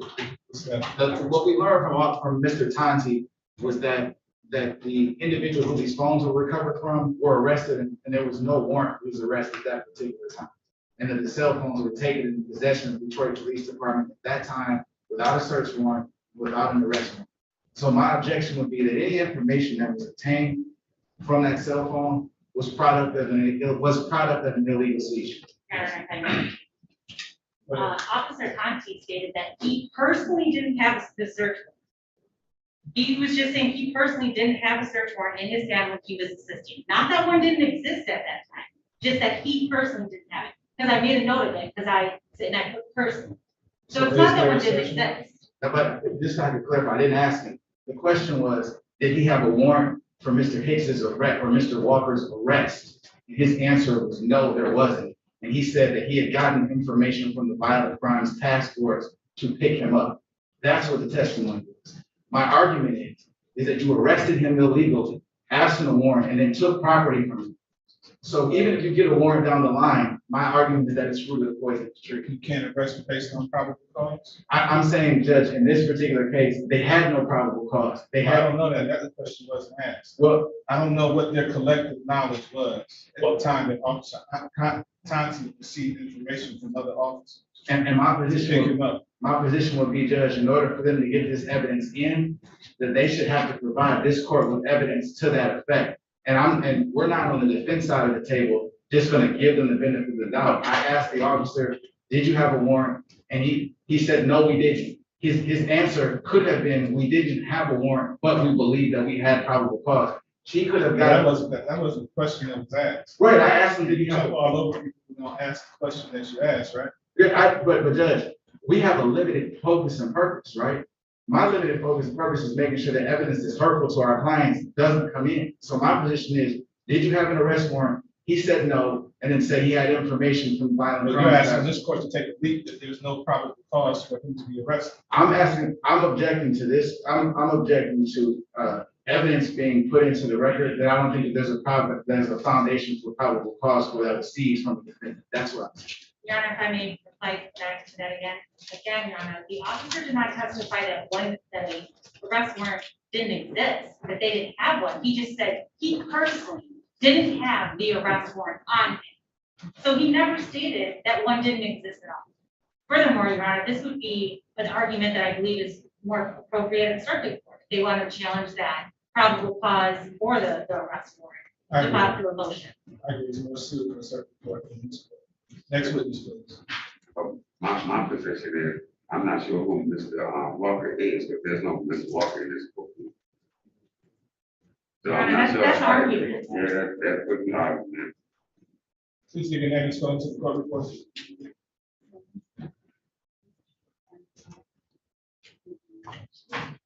Raise your right hand. You swear or affirm to tell the truth, the whole truth, and nothing but the truth, so help you God? Thank you. Please have a seat. Ms. Fox.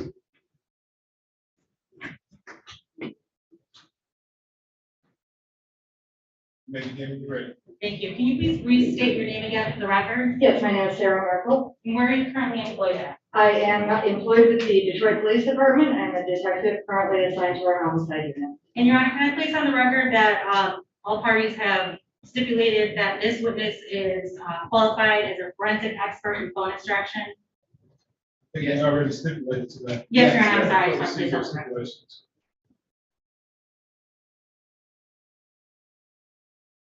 Did you extract data from a phone number ending in 7557 in this case? I did. And do you know the evidence tag number of this phone? I do not know the evidence tag number. If I could see my report. Would that refresh your recollection? It would. Your Honor, may I approach? Right.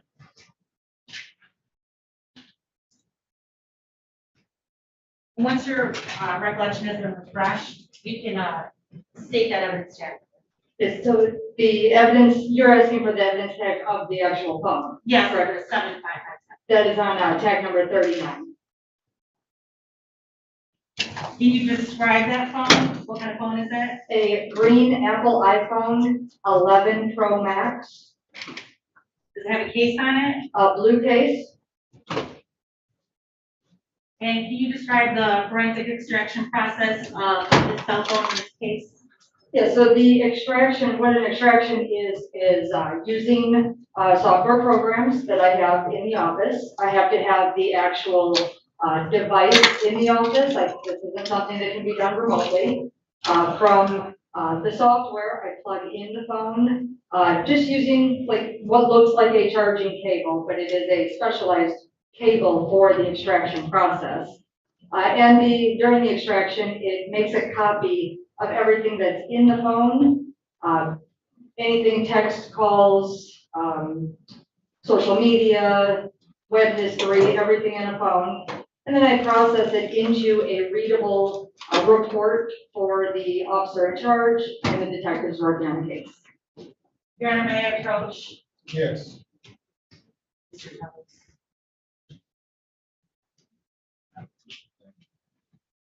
Many people's proposed exhibits 7A and B. Can you look at that first document and does that look familiar? It does. Okay, and how does that document look familiar? This is the first page of an extraction report with the identifying device information. And what kind of phone was this? This was the iPhone 11 Pro Max. What are the last four digits of that cell phone? 7557. And the next page, does this document look familiar? Yes. And how does that document look familiar? This is from the portion of the extraction report that is called chats, the text messages. On this particular page, there are a total of 4 text messages from the extraction. Your Honor, people move to amend People's Exhibit 7A and B.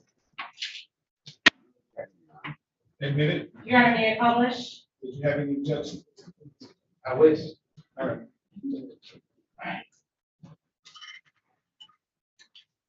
Turning to the second page, People's Exhibit 7B, excuse me.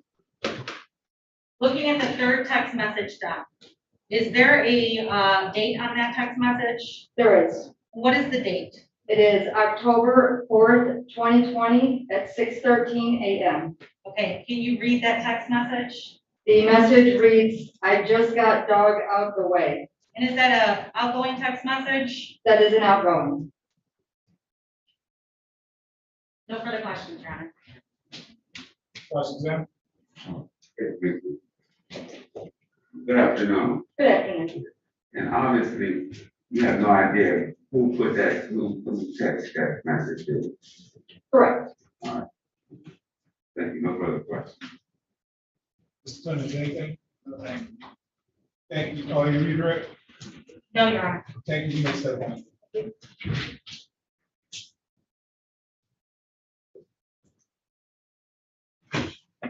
Am I correct? That's it for today, folks?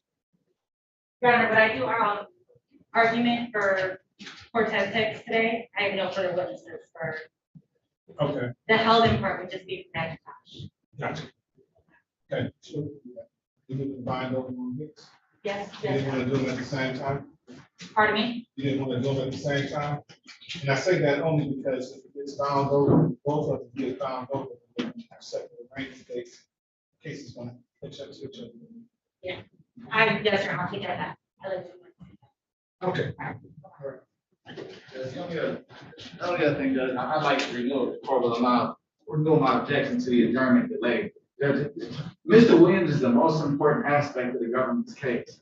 And, you know, he said from the outset, as an offer of proof on the defense's side, he said from the outset 3 years ago when he was interviewed, he didn't want his name in the paperwork. Those were his words. He did not want to cooperate with the investigation, lied to the investigators throughout the investigation at certain points. He made it clear that he didn't want to be a part of it. They need him to be here in order to bind the case over against Mr. McIntosh, and then we spend an hour and a half or almost 2 hours with witnesses that are just providing icing on the cake. They need the substance. He's the ingredients. Like we put together the ingredients for the jury when we give them the ingredients about baking a cake.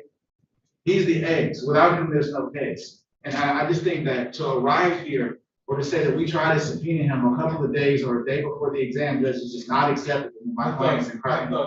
She indicated that he wasn't.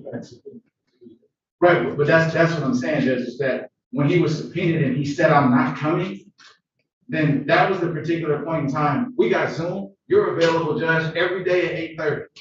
Officers can come in here, jump on their Zoom if they need to and say, "Hey, Judge, I've tried to subpoena a witness. He's been uncooperative in the past. He said he's not coming. We think we need to detain." So now we've wasted our time, Judge. I just think that that's not fair to Mr. McIntosh. I just made, Your Honor, this was yesterday when this witness stated that he would not appear today after he was first concerned. The subpoenas went out over a week ago. The officer in charge went to 2 different locations trying to locate Sean Williams. So let me ask you this, so this was yesterday that he said he wasn't going to be here. Correct. This morning, did you bring over a witness detained, so the officers probably go out and get him today and have him here for the exam? No, Your At Honor. 11:30, why not? I don't have a good answer to that, and I was gonna prepare that after I got done with this exam, once it was granted. My plan was to have it I before. want you to be proactive. Yes, sir. And that goes directly to Mr. Clinton's argument that this court is here at 8:30 every day. And it sounds like the officers don't have a problem finding him. They know where he lived, they could have arrested him and brought him before the court. We could be having this discussion right now.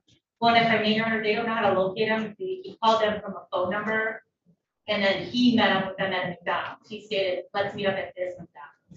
So they have no way of actually going to a physical location to go get him, and he's no longer answering that phone. All right, well, I'm gonna stand by my initial ruling, which was to allow the adjournment and the witness detained finding good cause for the same. That being said, how many more witnesses do you intend to call besides this person? Two other ones, Your Honor. But And where are they? pardon me, Where are they? Well, How come they're not here? the Sean Williams not here, then the officer who, provided him with the six-pack, I didn't call him because I didn't have to Sean Williams. So you don't need to call. Material witness. Well, if I get to Sean Williams, I'll ask him, did you pick someone out of the six-pack lineup? But he can't say with certainty who that was because I need the array identification sheet that the officer has. That would be hearsay anyway, Judge. Not as it relates to identification. Right. If it's gonna be involved, utilized substantively to satisfy that Identification. then if that's the case, then we don't need the delay to have Mr. Williams here. Right, if the court is gonna receive that anyway, right, as an identification. What I'm saying is, you're not gonna need the officer. But the witness comes here and says, look, I saw the photo pack, the six-pack, and I identified such and such. I don't need the officer to come in. I agree and with say that, I agree with that. that this should be identified, this is who it is. I can look at myself and see that. Okay, so then would just be Deshaun Williams, and there would be the officer who was on maternity leave for daughter PR this morning, who has So we were coming back to. Who has the arrest? who arrested, defendant one. Why would his arrest be? Because of what he was located in the back of his truck, he was arrested, well, it matches what's on the down video. All right, so. Who do you think this witness, not material witness, but this other witness that's at the hospital, do you think they're gonna be available? Your Honor, I couldn't say, I know her daughter went to the ER this morning. Maybe, Well, it's not lost on me that these gentlemen are in custody, so. I'm thinking. We can either do it April 11th or we can do it April 13th.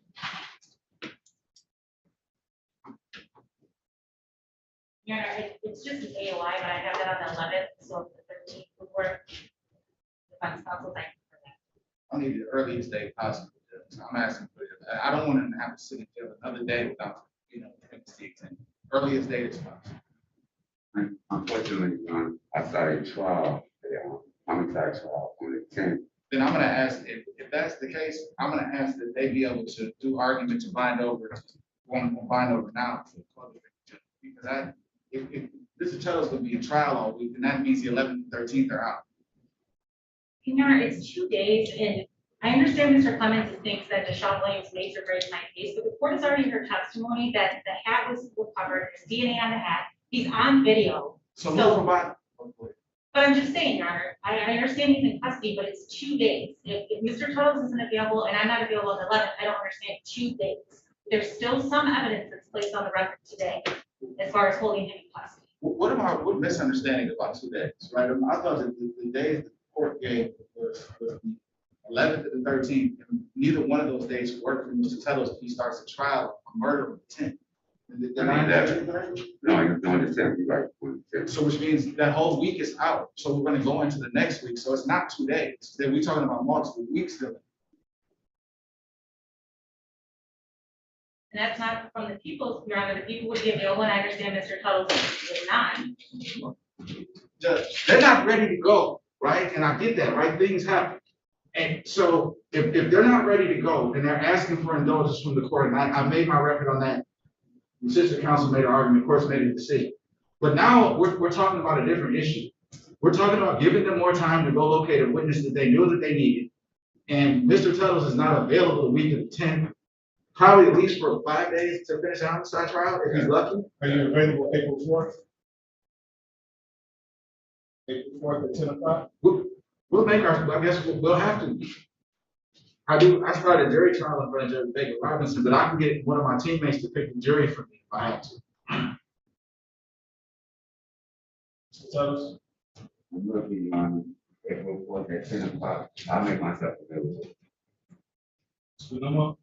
Yes, Your Honor, people are available. Okay, April 4th at 10 o'clock. We can take you guys to go. I'm gonna give you your exhibits back, Mr. Nolan. 'Cause I don't want to hold it. April 4th at 10 o'clock, right, Your Honor? Yes, sir. April 4th at 10 o'clock. Keep the head down from the top of the seat.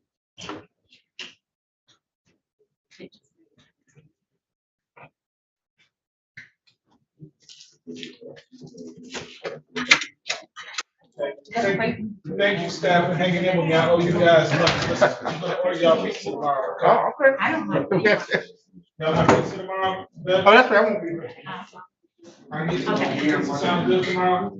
Yeah. All right, pizza's on me.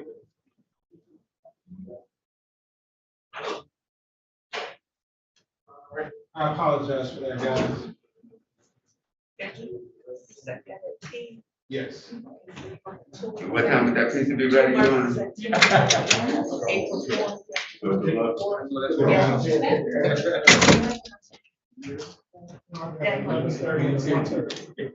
What about Mateo?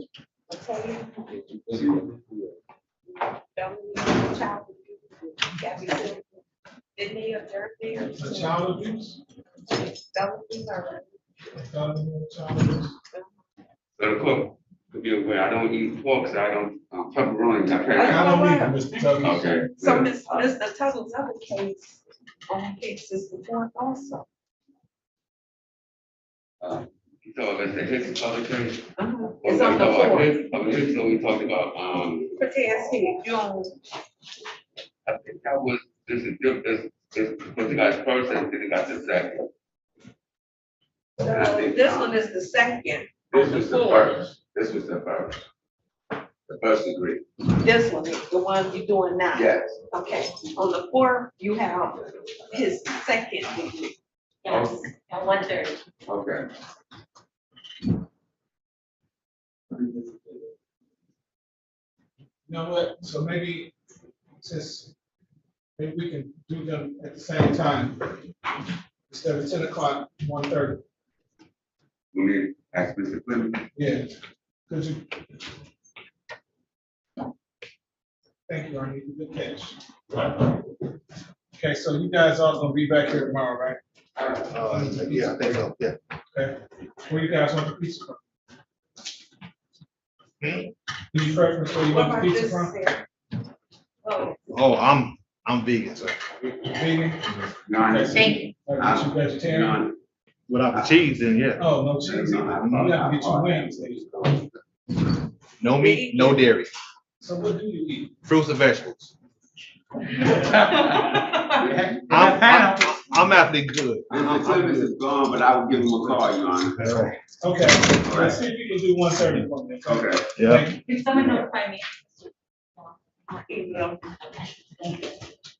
Thank you, everybody. I'll Have a give good you a day. 10 o'clock. I'll run. All right.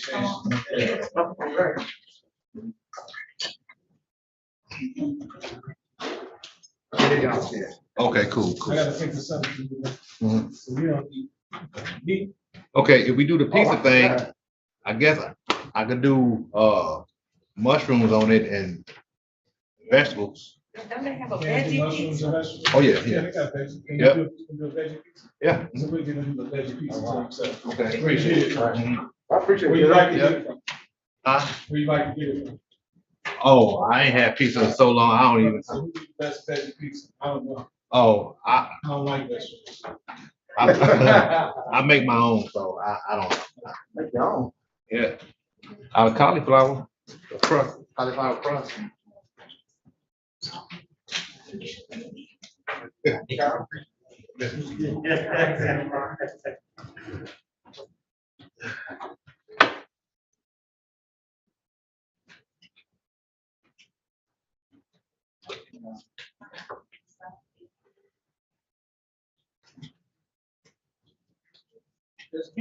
Yes. Do you want that report created?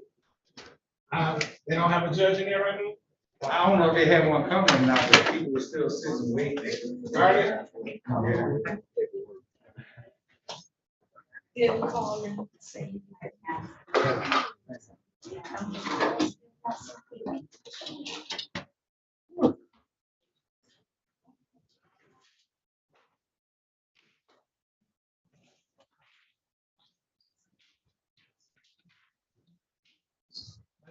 they had somebody in there.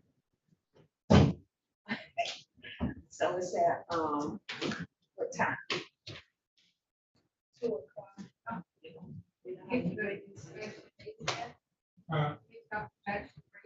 Yeah, I'm gonna go back. Not good. Doctor. I guess I'm not eating today. Just one week.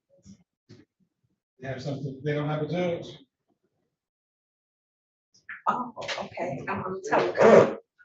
Okay, I'm gonna tell you right now. All right. A papias and a dismissal judge if you're coming out. They don't have any nose ring. And that's it, just a capias and